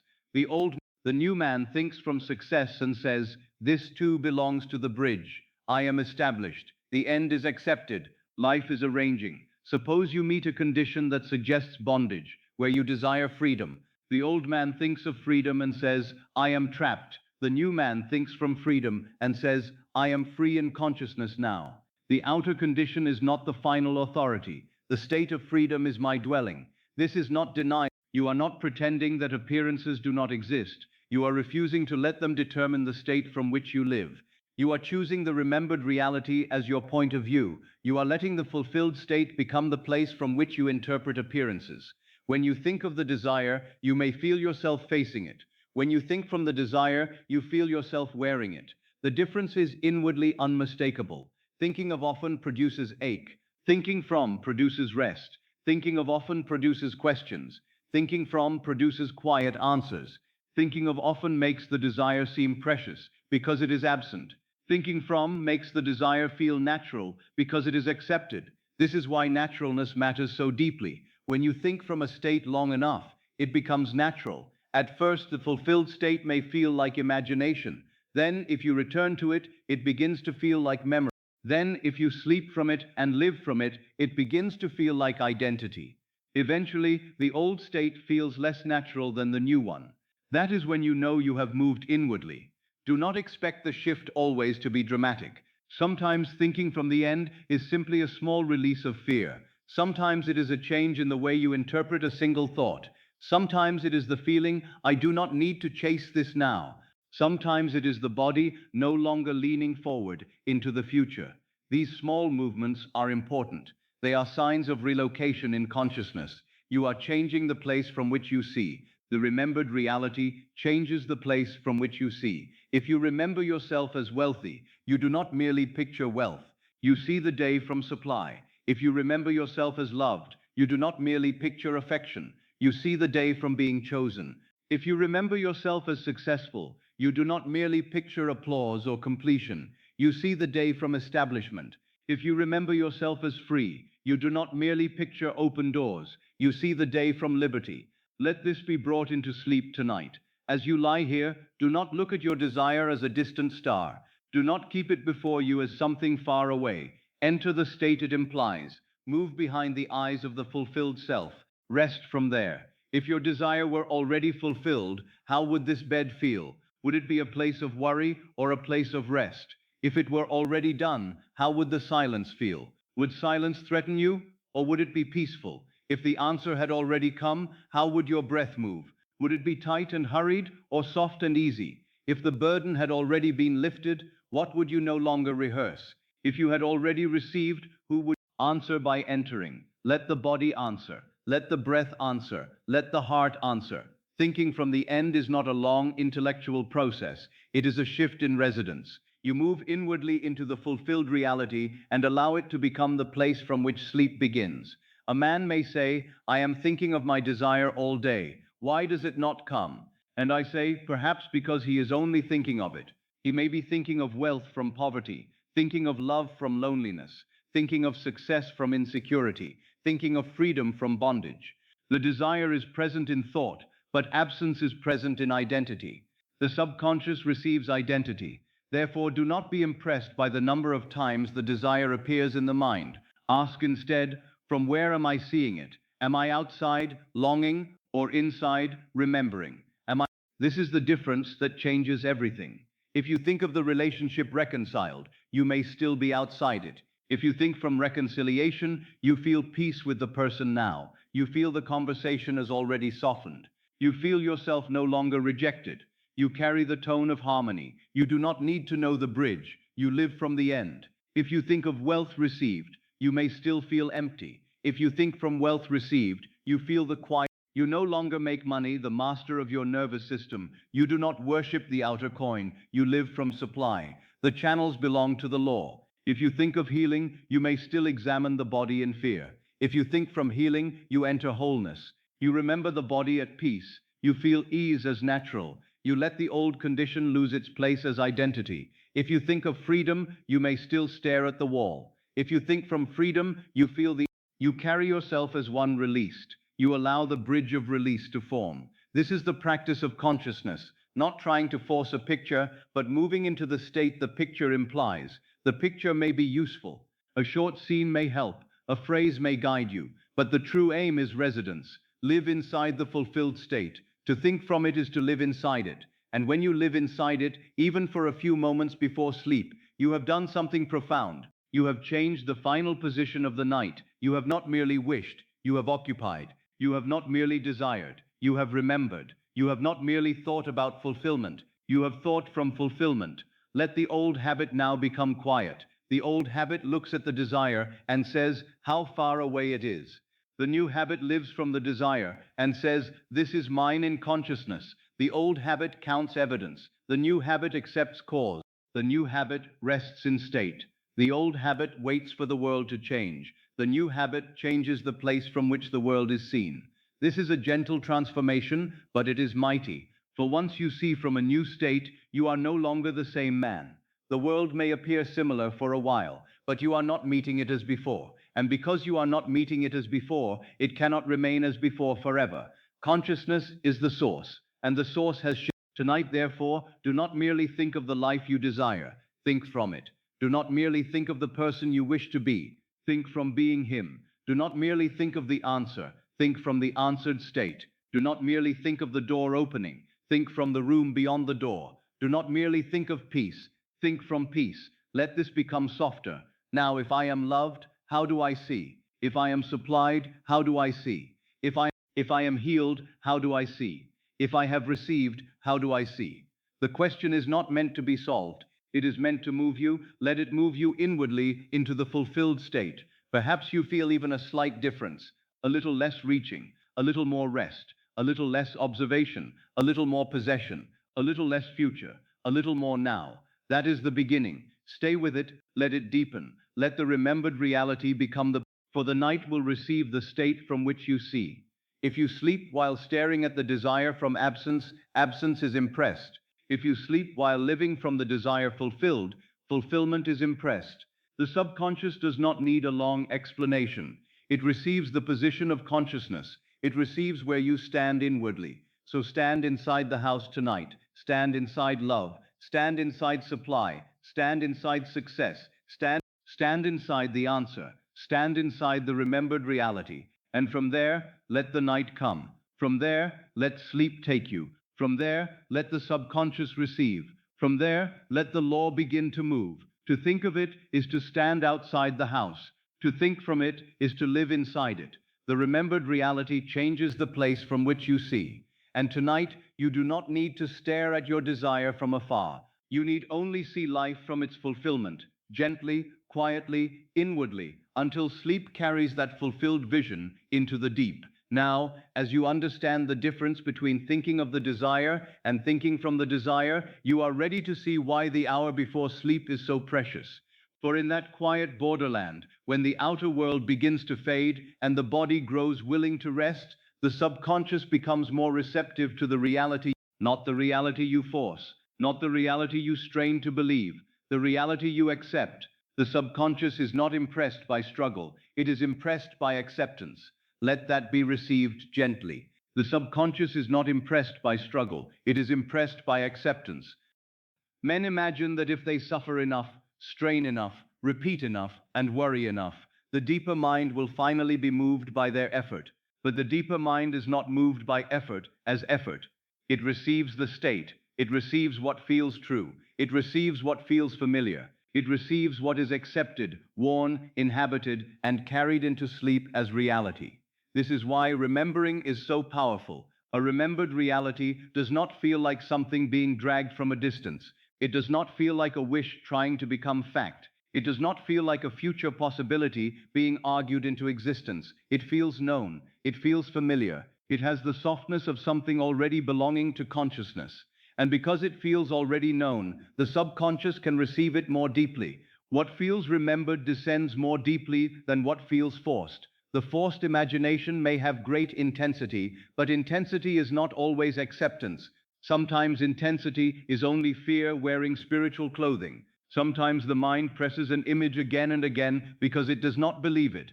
Sometimes a man repeats the scene not because he is living in the end, but because he is terrified that if he stops, nothing will happen. That is not remembrance. That is struggle. And struggle often carries the assumption that the desired reality is not yet true. But when a thing feels remembered, there is less resistance. The mind does not stand guard at the gate asking whether it is possible. The heart does not plead as though abandoned. The body does not fight the state. Something says quietly, yes, I know this. Yes, this is mine. Yes, this belongs to me. Not loudly, not dramatically, but with the calm of possession. That calm is a door into the subconscious. The deep mind receives the reality you stop arguing with. This is one of the secrets of sleep. During the day, it says, look at the facts, look at the past, look at the delay, look at the absence, look at the difficulty, look at what men have said, look at what has not yet appeared. But as sleep approaches, the argument weakens, the senses withdraw, the world loses some of its sharpness, the body is no longer as devoted to appearances, and in that quiet hour, you may give the subconscious a new final position. That final position is important. You may have wandered through many states. You may have forgotten, remembered, feared, returned, hoped, doubted, and chosen again.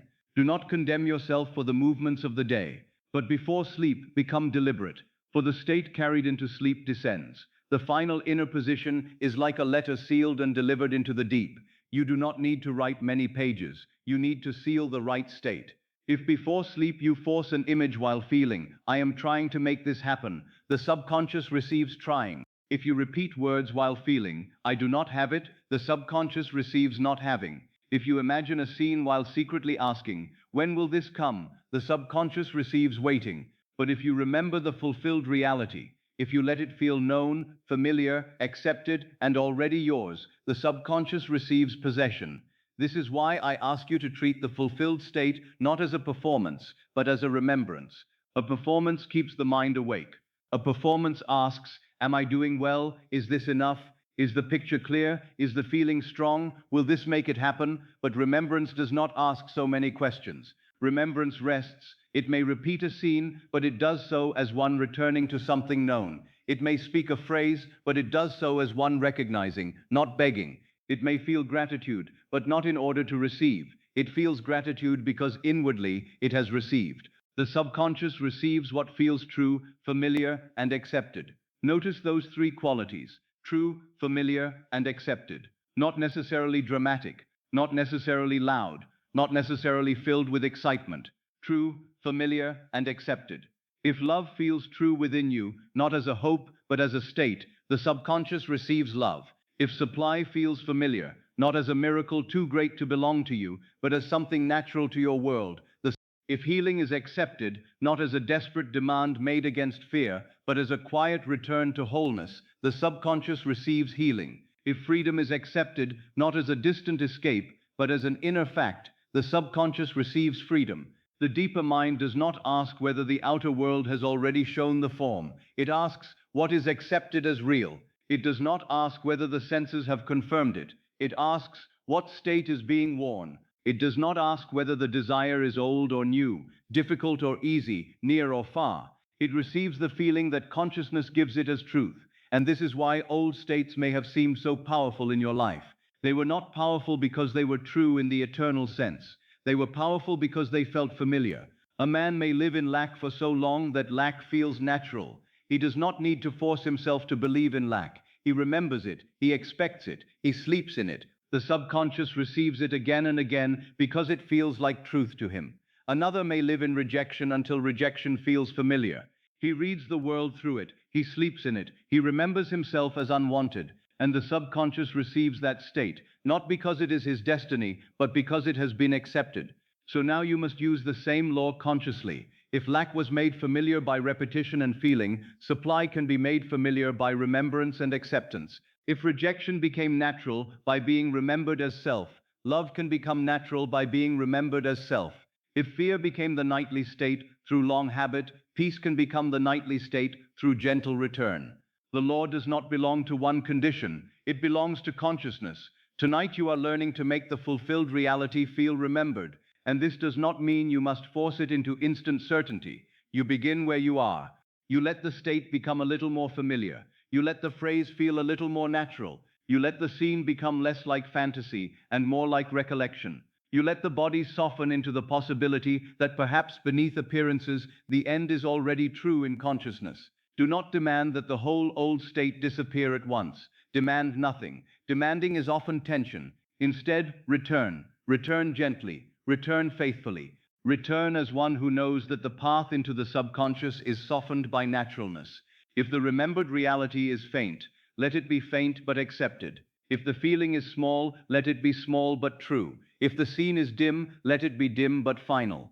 A small remembered state is better than a great forced performance. What feels remembered descends more deeply than what feels forced. Let me show you how this works before sleep. Suppose your desire is to be loved. If you lie down and think, I must make them love me, I must imagine perfectly, I must force the reconciliation, the state beneath it may be fear. The mind may be seeing love from the outside. But if you lie down and remember being loved, the atmosphere changes. You may hear a simple word in imagination. You may feel the calm after the embrace. You may feel the security that would be yours if the love were already settled. You are not forcing the person. You are remembering the state, and the subconscious receives the state of being loved. Suppose your desire is supply. If before sleep you think, I must manifest money, I must make something happen, I must solve the path, then the mind may remain busy, tense, and burdened. It may carry lack into the deep, while speaking of supply. But if you remember supply, if you let yourself feel the relief after provision, if you feel that the burden has already been lifted, if you enter the quiet fact of being supported, then the subconscious receives supply as a reality, not a future hope, a remembered state. Suppose your desire is healing. If you lie in bed examining the condition, asking whether the body has changed, measuring every sensation, fearing the old story, then the subconscious receives the state of fear and observation.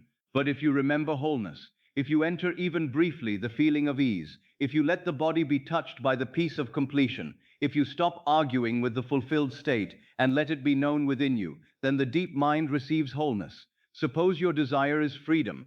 If you sleep as one trapped, rehearsing the wall, naming the limitation, fearing the same tomorrow, then bondage descends into the subconscious. But if you remember freedom, if you feel the breath of one released, if you let the old chain lose its authority in imagination, if you sleep from the inner fact, I am free, then freedom enters the deep as instruction. This does not mean you deny the appearance with shallow words. It means you select the state that is cause. You are not lying to yourself. You are refusing to let the old reflection determine the final state of the night. You are saying, I know what the senses report, but I choose what consciousness will now receive. I choose the remembered reality. The deep mind receives the reality you stop arguing with. If every night you argue with the fulfilled state, if you say, but it has not happened, but I do not know how, but I am afraid, but what if nothing changes, then the argument itself becomes the impression. The subconscious receives conflict. But when you stop arguing, when you say gently, it is done in consciousness, when you cease demanding proof for a moment, when you let the end rest upon you as something known, the deep mind receives the end. There is a sacred simplicity in this. You do not have to win a debate with every doubt. You do not have to answer every objection raised by the outer world. You do not have to persuade the old state with force. You only have to enter the remembered reality and remain there long enough, gently enough, for sleep to carry it downward. Sleep is a servant of the final state. It takes into the deep what you are being when you surrender to it. This is why the moments before sleep are not empty. They are formative. A man may spend the day busy with many things, but before sleep he returns to the secret chamber of his own being. There he may hand the subconscious fear or faith, lack or supply, rejection or love, bondage or freedom, struggle or remembrance. The subconscious does not reject the gift. It receives, it multiplies, it externalizes, it builds according to the seed. If the seed is remembered fulfillment, it begins its work in silence. Do not be concerned with seed. A seed under the earth does not explain itself. It does not display the roots to reassure the gardener. It grows in the dark. So your assumption, once accepted, works in the unseen. The subconscious receives in silence. The bridge forms in silence. The outer world changes first invisibly before it appears visibly. Your work is not to dig up the seed through doubt. Your work is to let the remembered reality descend. Before sleep, the subconscious becomes receptive to the final. The final position is not merely the last thought, but the last state. You may have a passing thought, but what is the feeling you consent to? You may hear an old fear, but what do you accept as true? You may feel a wave of doubt, but where do you return? The final state is the inner dwelling you enter, as sleep takes you. So tonight, make that dwelling remembrance. Do not enter sleep as one trying to force the future. Enter as one remembering the end. Do not enter as one still arguing with appearances. Enter as one who has placed appearances beneath consciousness. Do not enter as one begging the law to move. Enter as one accepting that the law is already moving from the state you have chosen. The subconscious is not impressed by struggle, it is impressed by acceptance. This should bring you relief. You do not have to make your body tense in the name of faith. You do not have to force the mind to hold a picture until it hurts. You do not have to repeat words with dryness and fear. You do not have to become anxious about whether you have done enough. The deeper mind is not asking for strain. It is asking for accepted reality. If the phrase, it is already mine, brings relief, use it. If the phrase, I remember, brings peace, use it. If the phrase, it is done, brings finality, use it. If no phrase is needed and only the feeling remains, rest in the feeling. The words are. The subconscious receives the state. Let the remembered reality become familiar by giving it your last inward consent. Perhaps you choose one scene, a hand in yours after love is restored, a room in your home after the door has opened, a quiet breath after money has come, a peaceful body after healing is accepted, a simple word of congratulation after success is established. Let it be brief. Let it be after the end. Let it feel less like fantasy and more like. Then repeat it gently, not as one trying to create, but as one remembering. Again, softly. Again, without pressure. Again, with the feeling that it is already true in consciousness. If the scene changes slightly, do not be troubled. The exactness of the picture is less important than the truth of the state. The subconscious receives the feeling wearing the scene. It receives the reality you accept. What feels remembered descends more deeply than what feels forced. A forced scene may be bright but resisted. A remembered scene may be simple but accepted. Choose acceptance. Choose naturalness. Choose the scene, the phrase, or the feeling that lets your body say yes. The body often shows the state before the intellect understands it. The breath becomes easier, the jaw loosens, the shoulders release, the chest opens, the mind stops reaching. These are small signs that the state is being accepted. When the body softens, do not interrupt the softness by asking whether it is working. Rest. When the feeling of completion comes, do not chase it with questions. Rest. When the old pressure eases, do not search for proof. Rest. The state is entering, the deep is receiving. Let sleep take you from there. The deep mind receives the reality you stop arguing with. Therefore, stop arguing for a moment with your good. Stop arguing with love. Stop arguing with support. Stop arguing with freedom. Stop arguing with the fulfilled self. You have argued for the old state long enough. You have defended limitation with evidence. You have made speeches on behalf of delay. You have explained why the desire cannot be yours. Now become quiet and let the fulfilled reality be known. It may say, I am loved. Do not argue. It may say, I am supplied. Do not argue. It may say, I am free. Do not argue. It may say, do not argue. Let the remembered reality pass through the gate. The gate is sleep. The receiver is the subconscious. The offering is the accepted state. Bring it gently. Bring it without strain. Bring it as one carrying a small flame through the dark, protecting it not by force but by quiet care. You need not light the whole world tonight. You need only keep the flame of remembrance alive as you enter the deep. If the old mind says, this is only imagination, answer gently, imagination is where reality begins. If it says, this has not happened, answer gently, I am remembering the state in consciousness. If it says, you are pretending, answer gently, I am accepting. If it says, how will this come, answer gently, the state contains the bridge. Then return to the feeling. Do not argue long. Return. For arguments, keep the mind awake. Rest is the sign that the state has been accepted. The one who has received can rest. The one who remembers can rest. The one who knows does not need to keep watch all night. He may sleep, and in sleep, the subconscious continues its work. The law does not cease because the body sleeps. The law works in the deep. This is why tonight, the practice is not to become strained, but to become receptive. You are not forcing the subconscious to obey. You are offering it a state that feels. You are making the desired reality familiar. You are letting the fulfilled end descend as memory. You are allowing the deeper mind to receive what the waking mind has stopped resisting. Say softly within yourself, the subconscious receives what feels true. The subconscious receives what feels familiar. The subconscious receives what is accepted. Let the fulfilled reality feel true. Let the fulfilled reality feel familiar. Let the fulfilled reality be accepted. I remember, it is done. Let each phrase become slower. Let the mind not analyze them too sharply. Let them become atmosphere. I remember. The body softens. It is already mine. The heart quiets. It is done. The deep opens. If you can make it feel remembered, the subconscious will accept it more easily. Not because you have deceived it, but because remembrance carries the feeling of possession. The subconscious recognizes possession. It receives possession. It builds from possession. And what is possessed in consciousness seeks expression in life. So do not fall asleep tonight in the state of forcing. Do not fall asleep arguing with the end. Do not fall asleep measuring the old world. Let the old world become dim. Let the senses grow quiet. Let the remembered reality be the final thing you consent to. The relationship is already reconciled. The supply is already given. The body is already at peace. The freedom is already lived. The answer is already received. Choose the one that belongs to your desire, and let it feel like memory. Do not force it. Let it be known. Let it be familiar. Let it be accepted. Then, as sleep approaches, give it permission to descend.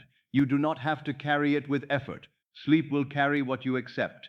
The subconscious is not impressed by struggle. It is impressed by acceptance. What feels remembered descends more deeply than what feels forced. The deep mind receives the reality you stop arguing with. And now, quietly, you may stop arguing. You may stop forcing. You may stop trying to make the fulfilled reality true by effort. You may let it be true within. You may let it feel remembered. You may let it descend. The night is ready. The body is ready. The deep mind is ready. Bring it the state. Bring it the memory of fulfillment. Bring it the reality that is already yours, and let sleep receive what you now remember. Now the night itself begins to teach you, if you will listen to it rightly. For the night is not merely the absence of the day. It is not simply a darkness that covers the world while the body gathers strength. It is a holy withdrawal from appearances. It is the hour in which the senses, having served you through the day, begin to loosen their command. It is the hour in which the outer evidence that seemed so powerful begins to lose some of its force. It is the hour in which you may return, quietly and without struggle, to the already done. Sleep is not an escape from reality. It is a return to cause. Let that be received softly. Sleep is not an escape from reality. It is a return to cause. Men often think that when they sleep, they are leaving life behind for a little while. They think they are stepping away from the world, away from duties, away from questions, away from the demands of the day. But in a deeper sense, if sleep is entered consciously, you are not leaving reality. You are returning to the source from which reality takes form. The day is full of effects. It shows you appearances. It shows you conditions. It shows you letters, conversations, faces, numbers, bodies, rooms, doors open and doors closed. It shows you what has already been made visible. And because these things appear before the eyes, man calls them reality. But I tell you, the visible world is not the first reality. It is reality expressed. It is reality made visible after consciousness has accepted a state. The cause is within. The cause is the state of consciousness. The cause is the assumption accepted. The cause is the inner reality you consent to as true. And sleep, rightly understood, brings you back to cause. It brings you away from the noise of effects and into the silent workshop of consciousness, where the next This is why the night is sacred, not because darkness itself has power, but because in the night the outer world becomes less persuasive. During the day, appearances speak loudly. They tell you what is possible and what is impossible. They tell you who you have been. They tell you what has happened. They tell you what is missing. They tell you what remains unchanged. They press upon the senses until the mind begins to believe that what is seen is final. But at night, something changes. The room grows still. The body is no longer moving from one duty to another. The eyes are no longer gathering so many witnesses from the outer world. The ears are no longer filled with the same claims. The hands no longer labor. The feet no longer carry you through the fields of appearance. The senses begin to soften, and as the senses soften, their authority softens also. The night softens the senses. It does not destroy them. It does not deny them. It simply loosens their grip. The world that seemed so solid in the day becomes less demanding in the night. The evidence that seemed so final becomes quieter. The fact that troubled you at noon may not be able to speak with the same force at midnight if you do not give it your imagination. The old condition may still be there as an appearance, but it need not be the reality you carry into sleep.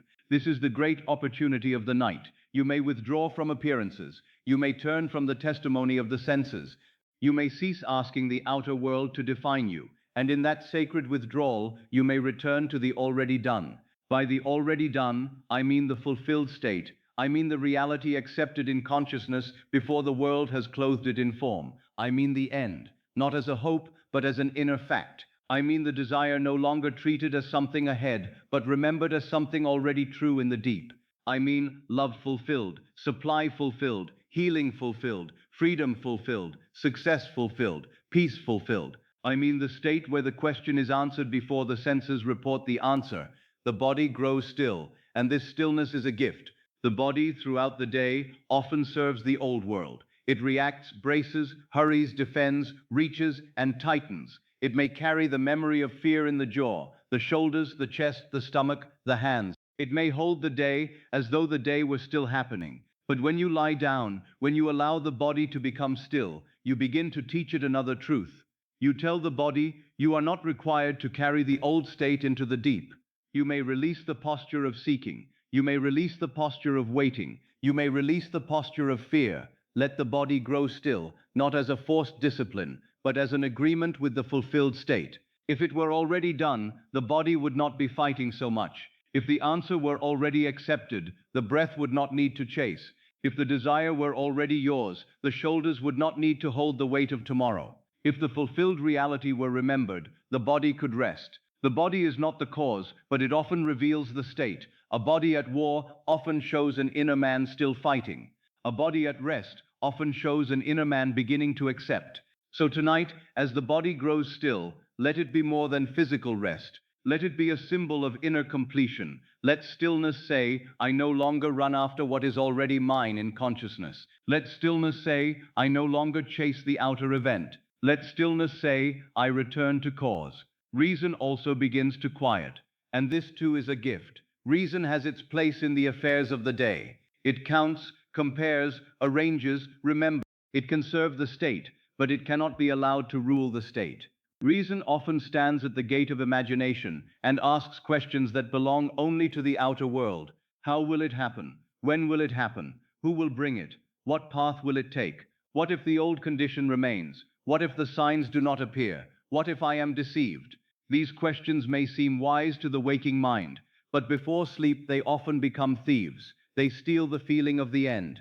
They pull the desire back into process. They make the fulfilled reality stand trial before old evidence. They ask imagination to explain itself to fear. But imagination is not meant to explain every road. It is meant to accept the end. As sleep approaches, reason grows quiet.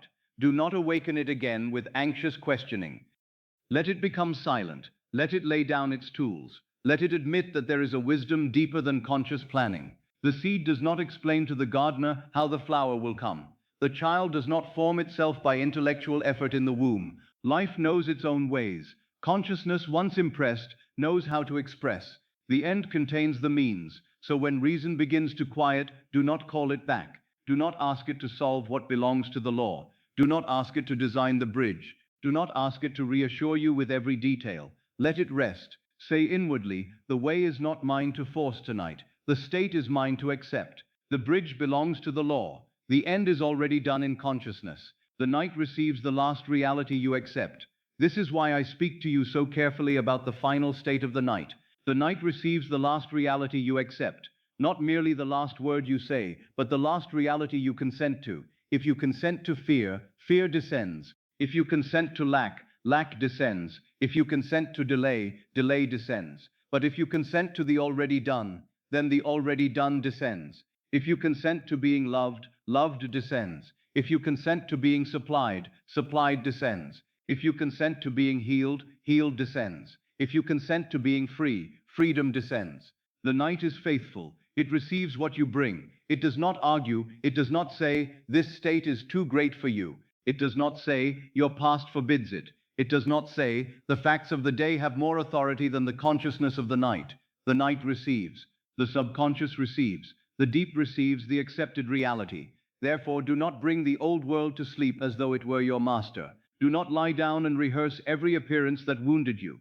Do not carry into the deep the conversation you wish had gone differently, the fear you wish would leave, the absence you wish would change, the number you wish were different, the body you wish were at peace, the door you wish were open. If you must see these things, see them only as shadows of previous states. Do not crown them as truth. Do not let them be the last reality you accept. Withdraw from appearances, not in fear, not in denial, in authority. Say gently, this is what appeared, but it is not what I choose to plant. This is what the senses reported, but it is not the final state I carry into sleep. This is old evidence, and I am returning to cause. I am returning to the already done. I am returning to the reality that is fulfilled in consciousness. At the edge of sleep, the fulfilled state can feel more real than the old world. This is one of the mercies of the night. At the edge of sleep, the fulfilled state can feel more real than the old world. When the body is heavy and reason is quiet, imagination becomes more intimate. A simple scene may feel alive. A short phrase may feel deep. A remembered reality may become more persuasive than the facts that troubled you during the day. The old world may begin to seem distant while the inner end feels near. Do not waste that hour by dragging the day into it. Use it as a return. The old world has had many hours to speak. Let the fulfilled state now speak. Let love speak. Let supply speak. Let freedom speak. Let wholeness speak. Let success speak. Let peace speak. Let the already done speak in the language of feeling.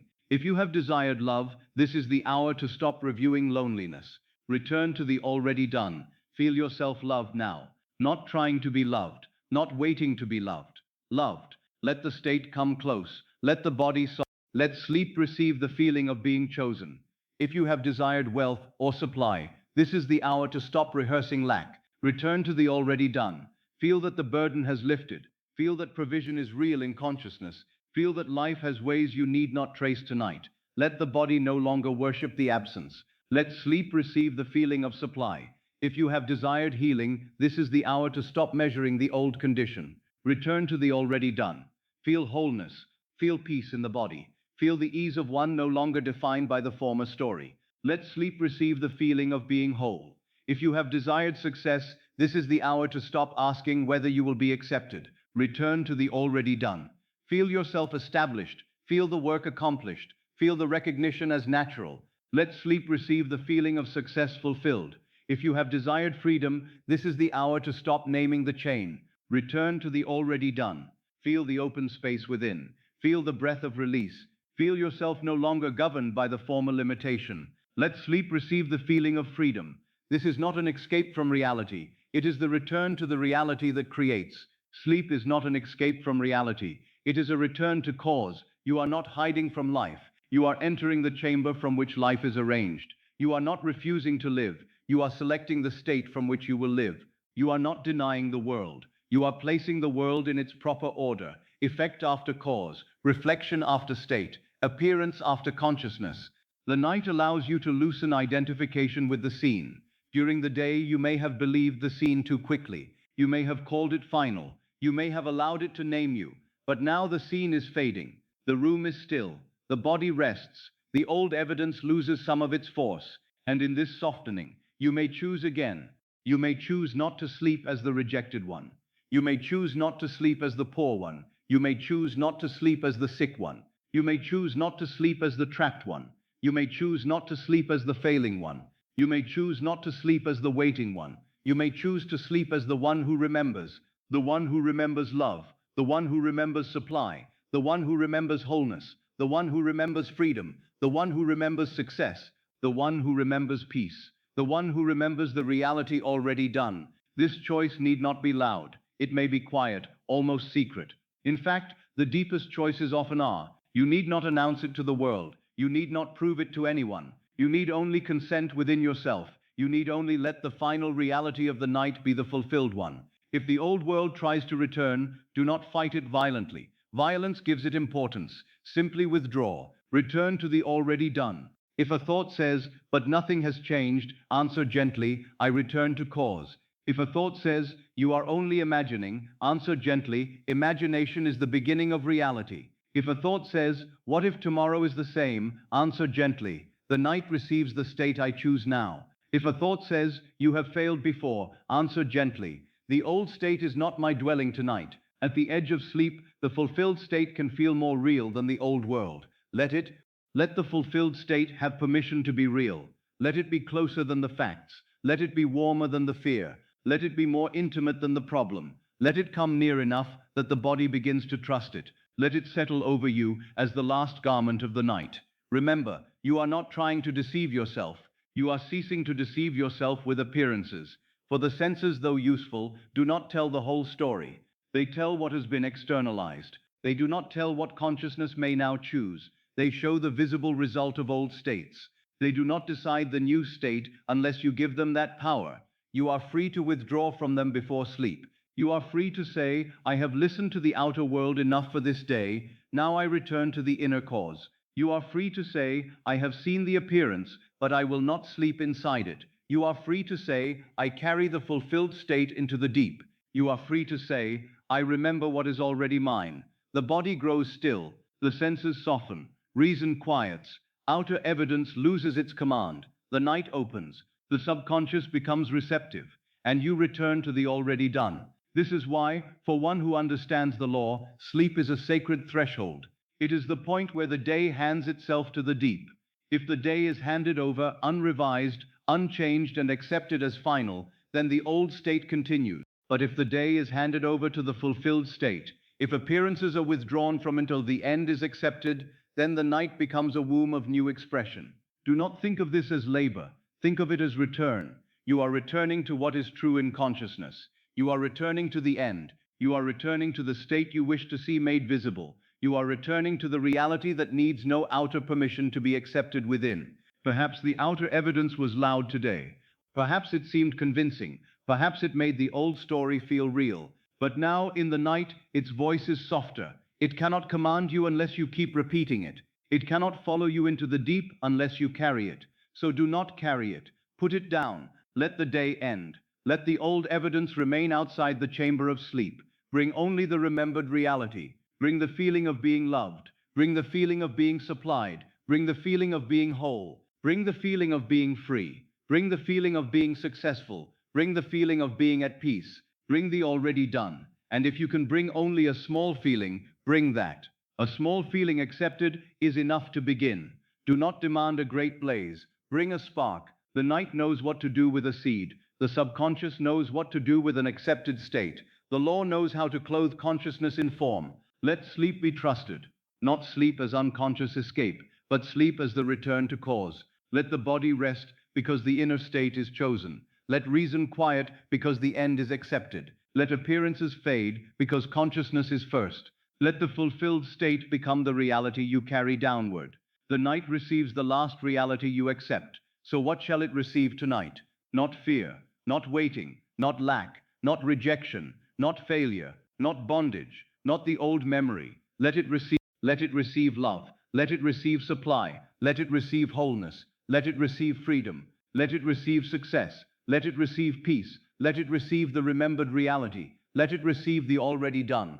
You may now begin to feel why the night is not an enemy. The night is not empty. The night is not merely the end of effort. It is the hour in which effort may be laid down because cause is being selected.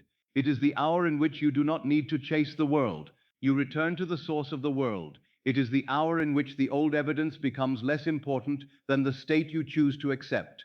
Sleep is not an escape from reality. It is a return to cause. The night receives the last reality you accept. At the edge of sleep, the fulfilled state can feel more real than the old world. Let these words now become softer than thought.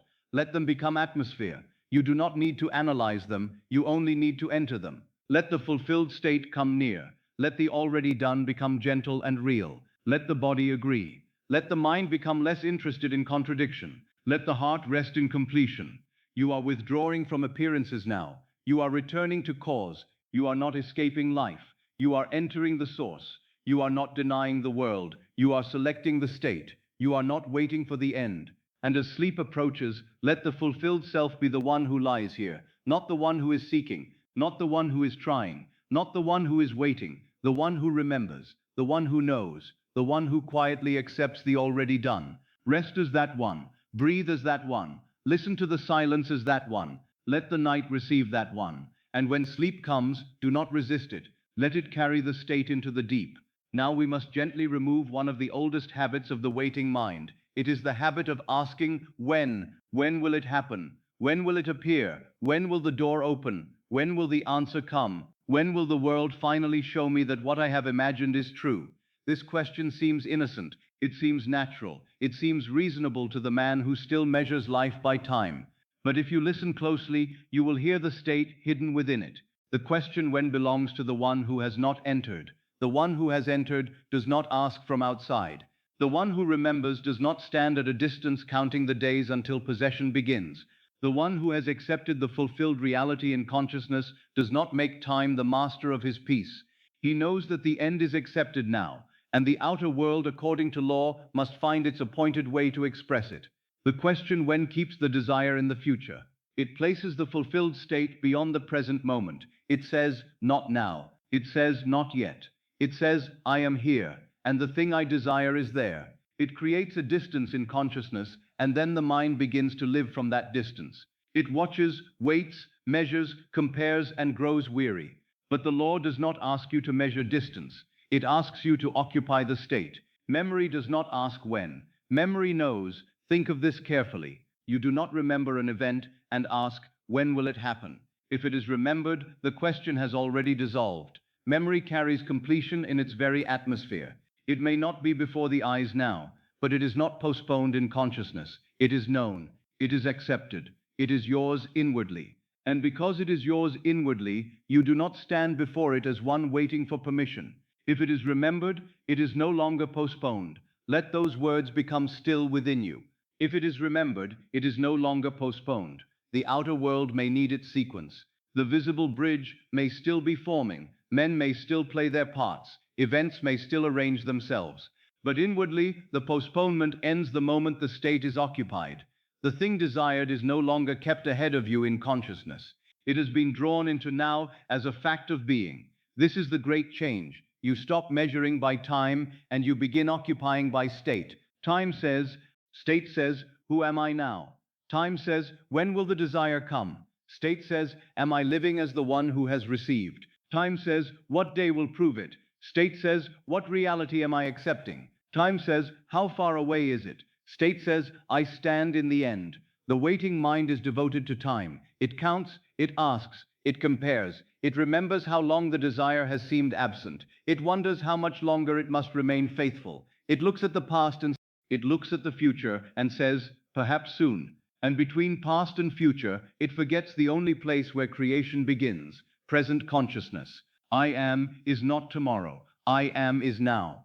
You do not say, I will be, as the creative name. You say, I am. Consciousness is present. Being is present. The state is entered now. Therefore, when you ask when, from the state of not having, you leave I am and move into someday.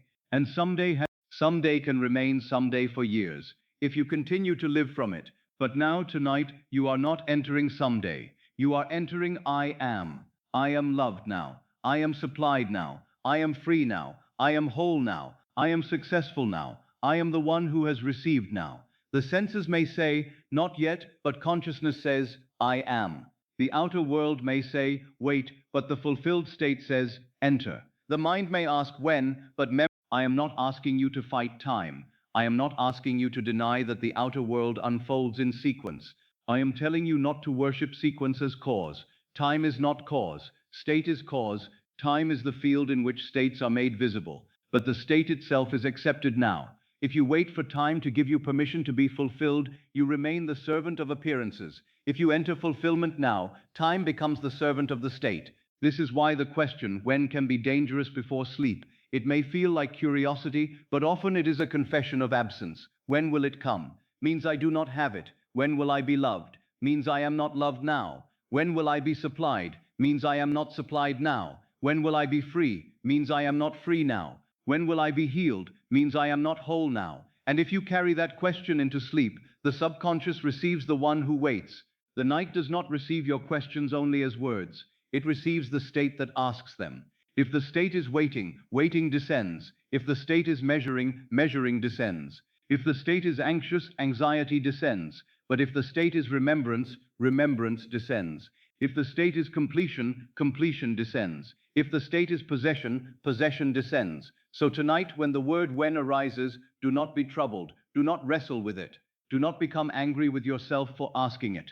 Simply recognize the state it belongs to. The question when belongs to the one who has not entered. And then enter. Enter the end. Enter the remembered reality. Enter the place where the question is no longer necessary. If the desire were already remembered, would you ask when? If love were already known, would you ask when love will come? If supply were already accepted, would you ask when provision will arrive? If freedom were already yours in consciousness, would you ask when the chain will break? If success were already established inwardly, would you ask when you will become successful? No. You would know. You would rest. You would live from the answer. Memory does not wait. It knows. This knowing need not be loud. It need not be dramatic. It may be very quiet, as all true possession often is. The man who owns his name does not shout it all day. He knows it. The man who knows where he lives does not ask the road every hour whether the house is his. He knows it. A remembered reality has that quality. It rests in the background as truth. It does not need constant examination. It does not need to be dragged before the mind again and again with fear. It simply is. This is why the fulfilled state must become a memory rather than a future hope. Hope may still look forward. Memory rests in having. Hope may ask when. Memory says, it is done. Hope may be beautiful, but if it remains hope only, it may keep you at the gate. Memory enters the house. To ask when is to stand before the gate and wonder when it will open. To remember is to find yourself already inside. To ask when is to watch the road. To remember is to sit at the table after arrival. To ask when is to measure the distance. To remember is to live in the end. Now let us look at this in the ordinary desires of the heart. If the desire is love, the question may come, when will they return? When will harmony come? When will I be chosen? When will I be loved as I wish to be loved? But each when may quietly repeat the feeling of separation. Instead, withdraw from the question and remember. Remember the relationship reconciled. Remember the peace after the word has been spoken. Remember the feeling of being chosen. Remember the security of love fulfilled. Do not ask when love will come. Enter being loved now. Do not ask when the reconciliation will appear. Enter reconciliation now. Do not ask when you will be chosen. Remember yourself as chosen now. The bridge belongs to the law. The state belongs to you. If the desire is wealth or supply, the question may come. When will the money arrive? When will the burden lift? When will I feel safe? When will the way open? But when keeps the mind in the posture of waiting? It may make the night restless. It may keep the body braced. Instead, remember supply. Remember the relief after provision. Remember the quiet breath of one whose need has been met. Remember the feeling that the answer is already accepted. The outer channels may still be forming, but the state is yours now. Do not ask when supply will come. Enter being supplied now. Do not ask when the road will be shown. Enter the end where the road has already served its purpose. Do not ask when money will move. Enter the state where provision is natural. The bridge belongs to the law. The state belongs to you. If the desire is healing, the question may come, when will the body change? When will peace return? When will I be free from this condition? But the question when may keep attention upon the old state. It may make the body an object of anxious observation. Instead, remember wholeness. Remember ease. Remember the body at peace. Remember the inner feeling of being no longer defined by the former condition. Let that remembered wholeness be carried into sleep. Do not ask when healing will happen. Enter wholeness now. Do not ask when fear will leave. Enter peace now. Do not ask when the body will agree. Give the subconscious the state of agreement now. The bridge belongs to the law. The state belongs to you. If the desire is success, the question may come, when will I be recognized? When will the door open? When will I accomplish it? When will life prove that I am not failing? But the state that asks this may still be insecurity. Instead, remember success. Remember the work already accepted. Remember the congratulation. Remember the quiet after accomplishment. Remember standing in the fulfilled position. Success is not first applause. It is a state of establishment. Enter it now. Do not ask when success will arrive. Stand.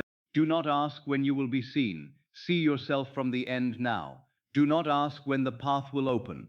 Occupy the destination now. The bridge belongs to the law. The state belongs to you.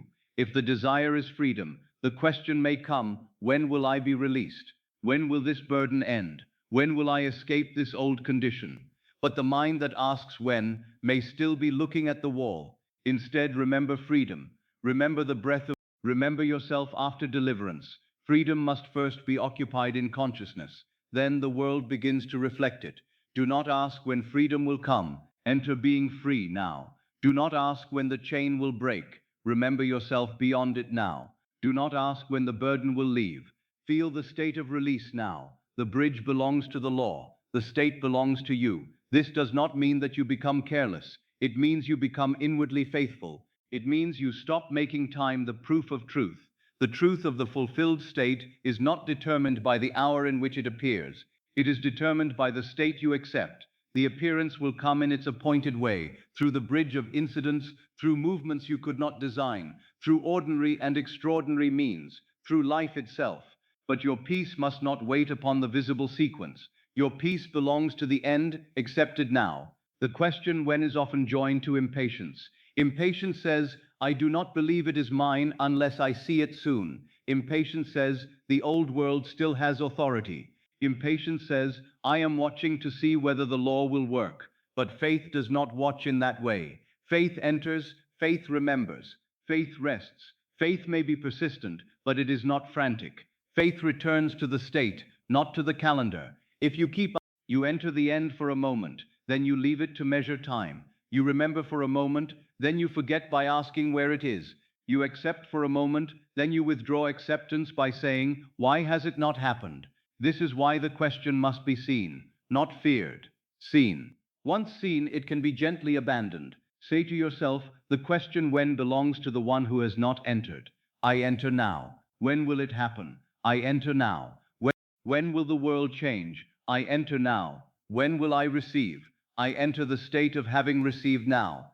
This is not a mere phrase, it is a change of position. The mind leaves the road and enters the destination. It leaves time and enters state. It leaves postponement and enters possession. If it is remembered, it is no longer postponed. Perhaps the outer world will still unfold tomorrow, next week, or in some way unknown to you. That is not. Tonight is not the hour for managing the bridge. Tonight is the hour for accepting the end.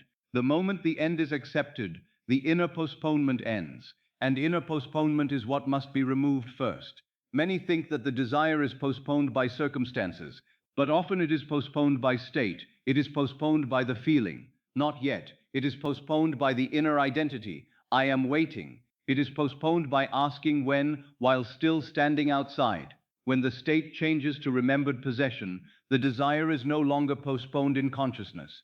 And what is no longer postponed in consciousness begins to move toward expression. Let this bring relief.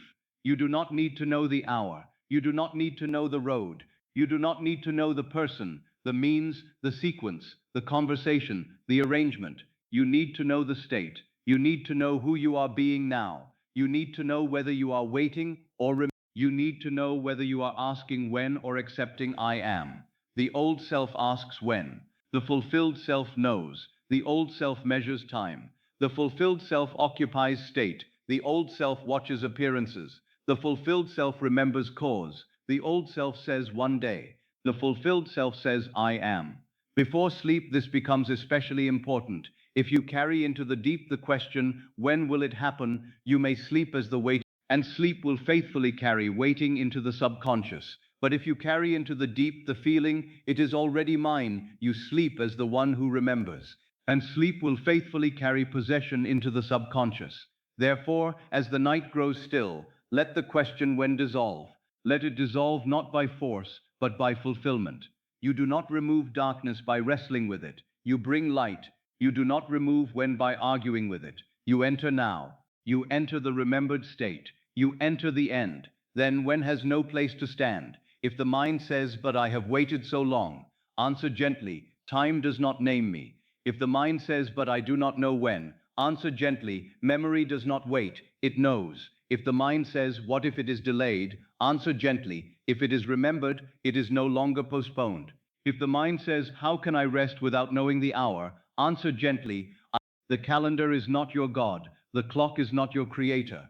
Time is not the source of your fulfillment. Consciousness is, the state is, I am is. The law works through time, but it is not born from time. It is born in consciousness. Therefore, return to consciousness. Return to I am. Return to the already fulfilled state. You may say, I remember being loved now. You may say, I remember being supplied now. You may say, I remember being successful now. You may say, I remember the answer now. And in each now, you reclaim the desire from the future and accept it in being. This is the practice, not to ask when, but to remember now. Not when will I be loved, but I remember being loved now. Not when will I be supplied, but I remember supply now. Not when will I be healed, but I remember wholeness now. Not when will I be free, but I remember free. Not when will I succeed, but I remember success now. Not when will I receive, but I remember receiving now. Feel how different this is. The first is restless, the second is restful, the first looks ahead, the second enters, the first seeks, the second remembers, the first remains subject to time, the second stands in consciousness. Now, if remembrance feels faint, that is enough to begin. Do not ask when it will feel stronger. That too, let the faint remembrance be honored now. If the state feels small, do not postpone yourself until it becomes grand. Enter the small feeling now. If the body only softens a little, accept that little now. The law works with accepted state, not with self-condemnation. Many delay themselves by waiting to feel perfectly certain. They say, when I feel completely convinced, then I will assume. But assumption is the way certainty grows. Enter now. Let the state deepen by occupation. You do not wait outside a house until it feels like home. You enter, remain, and then it becomes home. Do the same with the fulfilled state. Do not wait until the desire feels natural before you begin remembering. Remember, and it will become natural. Do not wait until doubt disappears before you enter. Enter, and doubt will lose authority. Do not wait until the world changes before you sleep fulfilled. Sleep fulfilled. The question when belongs to the one who has not entered. Enter now. Memory does not wait. It knows. Know now. If it is remembered, it is no longer postponed. Remember now. Let these words become a rhythm, not an argument. The question when belongs to the one who has not entered. I enter now. Memory does not wait. It knows. I know now. If it is remembered, it is no longer postponed. I remember now. The subconscious does not need the date of fulfillment. It needs the feeling of fulfillment. It does not ask, on what day will this appear? It asks, what reality is accepted now? It does not receive the future as future. It receives the state you carry now. So give it the state.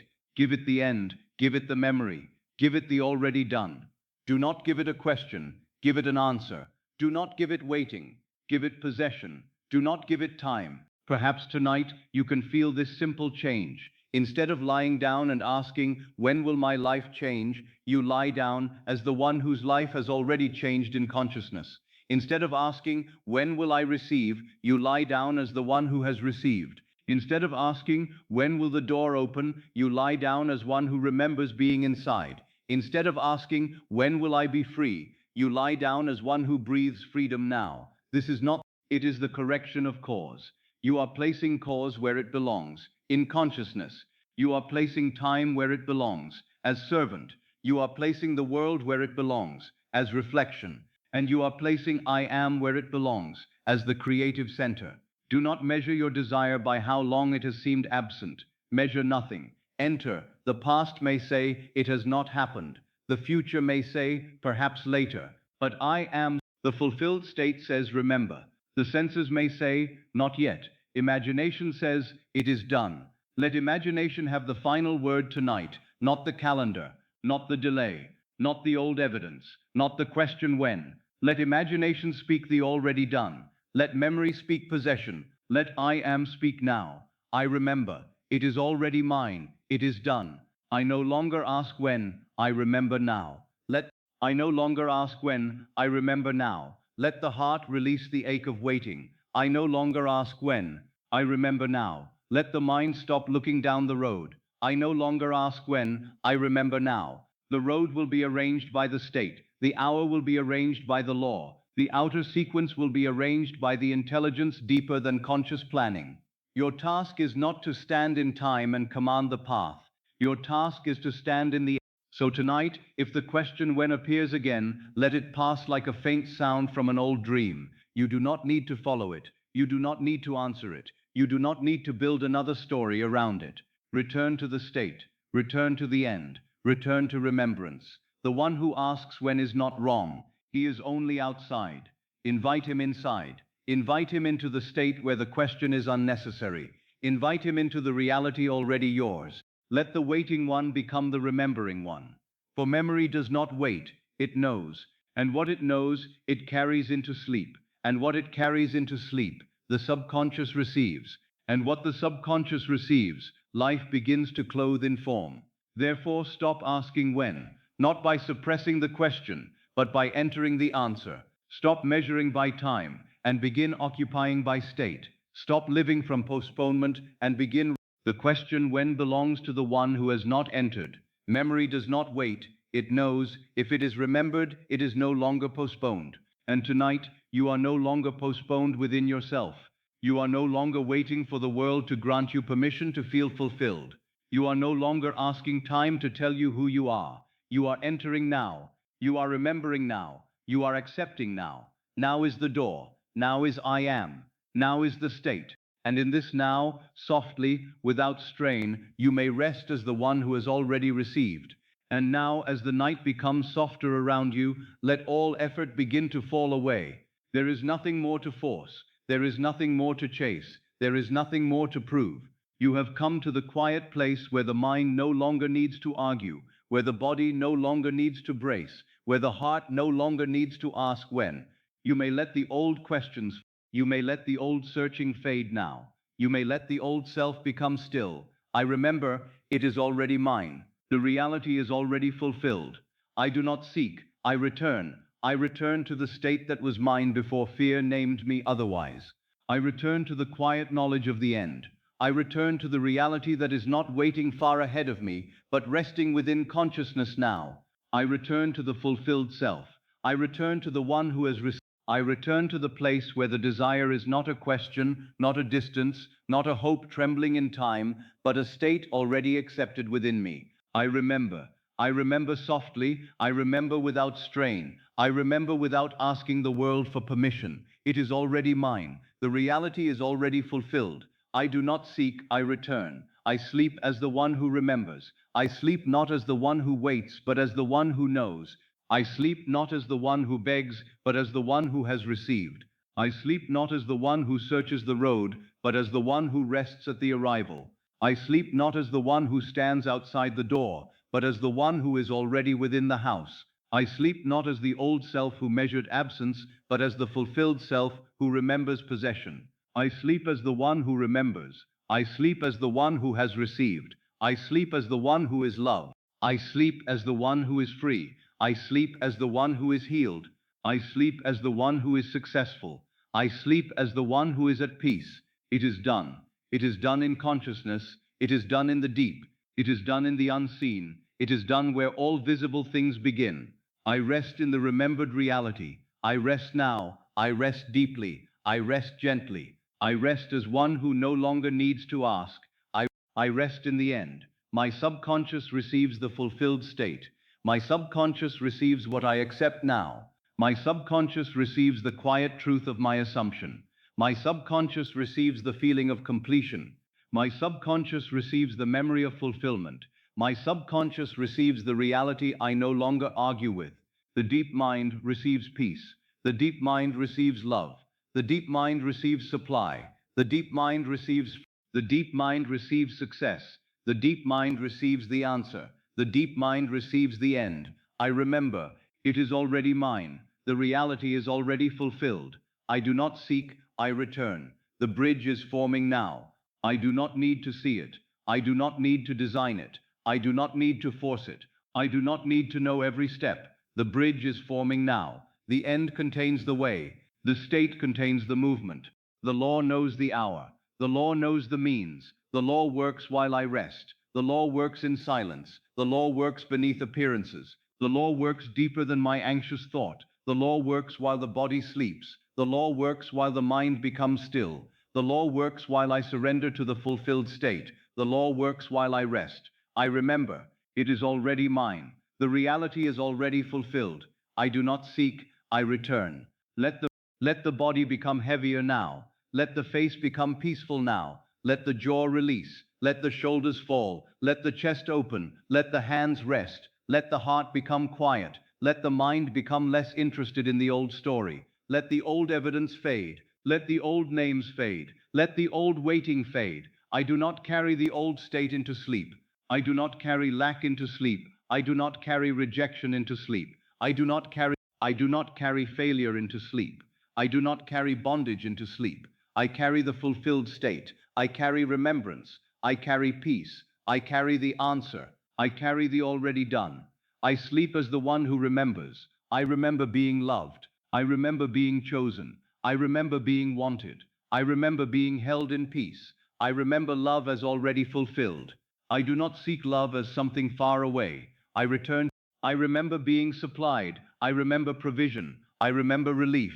I remember the burden lifted. I remember the quiet breath after the answer has come. I do not seek supply as something far away. I return to being supplied now.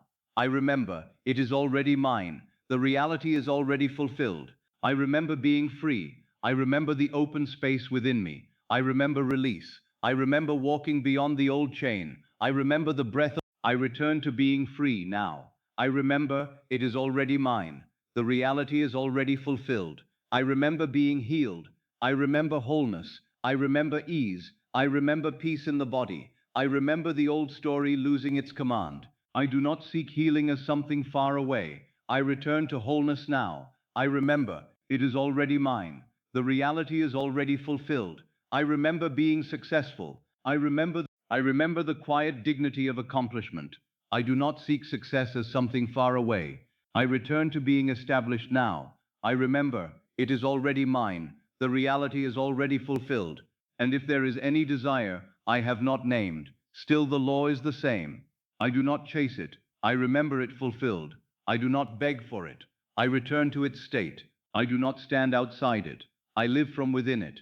I do not ask. It is already mine. The reality is already fulfilled. I do not seek. I return. Let the scene be simple now. Let it come softly, or let only the feeling remain. Let the voice be heard softly, or let only the meaning remain. Let the hand touch the key, or let only the homecoming remain. Let the ring be felt, or let only the belonging remain. Let the letter be read, or let only the answer remain. Let the body rest, or let only the... Let the world fade, and let the fulfilled state remain. Nothing is forced, nothing is strained, nothing is chased, nothing is begged for. The memory returns, the state returns, the end returns. I return, I do not seek, I return. I sleep as the one who remembers. My subconscious receives the fulfilled state. The bridge is forming now. The law works while I rest. I wake as the one who has received. I wake as the one who remembers. I wake not as the one who asks for signs. I wake not as the one who measures the old world. I wake as the one who has received. I wake with the memory of fulfillment within me. I wake with the state alive in me. I wake with the quiet knowing that it is done.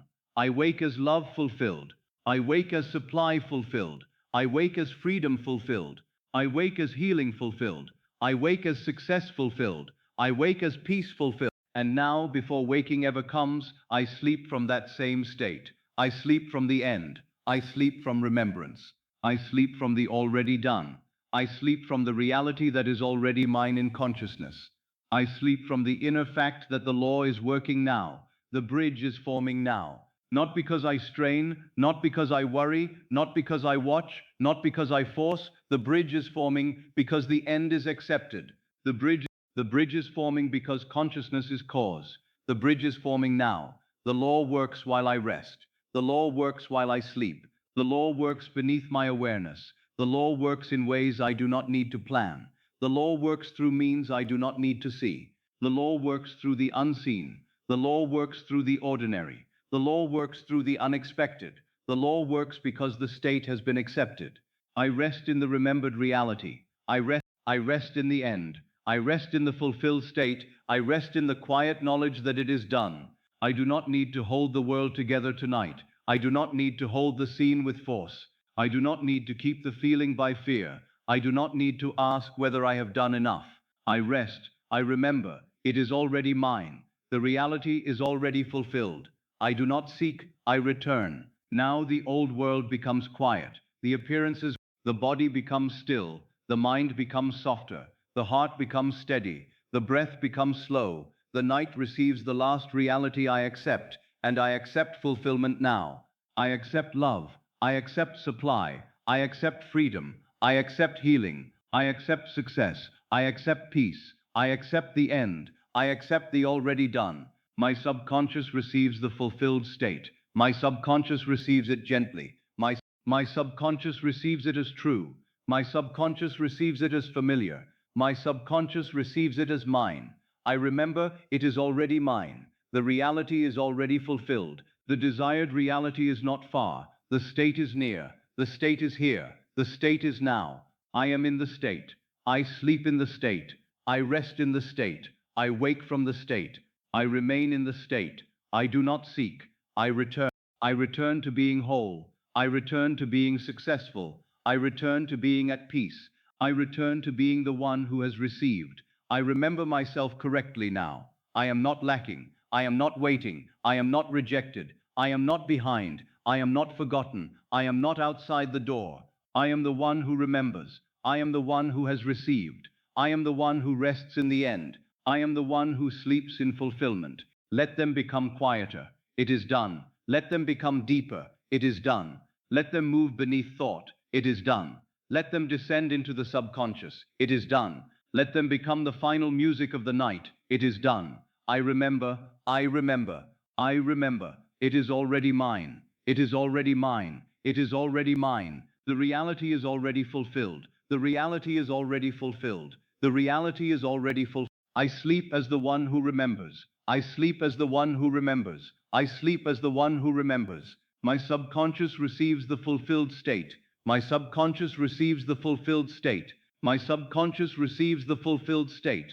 The bridge is forming now. The bridge is forming now. The bridge is forming now. The law works while I rest. The law works while I rest. The law works while I rest. I wake as the one who has received. I wake as the one who has received. It is done. It is done. It is done. I rest in the remembered reality. I rest in the remembered reality. I rest in the remembered reality. I rest in the remembered reality. Now there is no need to make the mind sharp. Let it grow soft. Let the words become fewer. Let the feeling remain. Let the feeling be enough. The fulfilled state is enough. The remembered reality is enough. The quiet knowing is enough. The reality is already fulfilled. I rest. I do not seek. I return. I rest. I sleep as the one who remembers. I rest. My subconscious receives the fulfilled state. I rest. The bridge is forming now. I rest. The law works while I rest. I rest. I wake as the one who has received. I rest. It is done. I rest. I rest in the remembered reality. I rest. Let the old fear sleep now. Let the old waiting sleep now. Let the old self dissolve into the silence of the fulfilled state. There is only remembrance now. Only rest. Only the end. Only the quiet truth of I am. I am loved. I am supplied. I am free. I am healed. I am successful. I am at peace. I am the one who has received. I am the one who remembers. I am the one who rests in the already. I sleep as the one who remembers. My subconscious receives the fulfilled state. The bridge is forming now. The law works while I rest. I wake as the one who has received. It is done. I rest in the remembered reality. And now, even these words may become quiet. The feeling remains. The state remains. The end remains. The remembered reality remains. Let sleep take the words and leave the knowing. Let sleep take the knowing deeper. Let sleep receive the state. I remember, it is already mine. It is done. I rest. I remember, it is already mine. It is done. I rest. I remember, it is already mine. It is done. I rest. Softly now. I remember, it is already mine. It is done. I rest. Deeper now. I remember, it is already mine. It is done. I rest. Quieter now. I remember. My subconscious receives the fulfilled state. I sleep as the one who remembers. I wake as the one who has received. It is done. I rest in the remembered reality. I rest. I rest. I rest.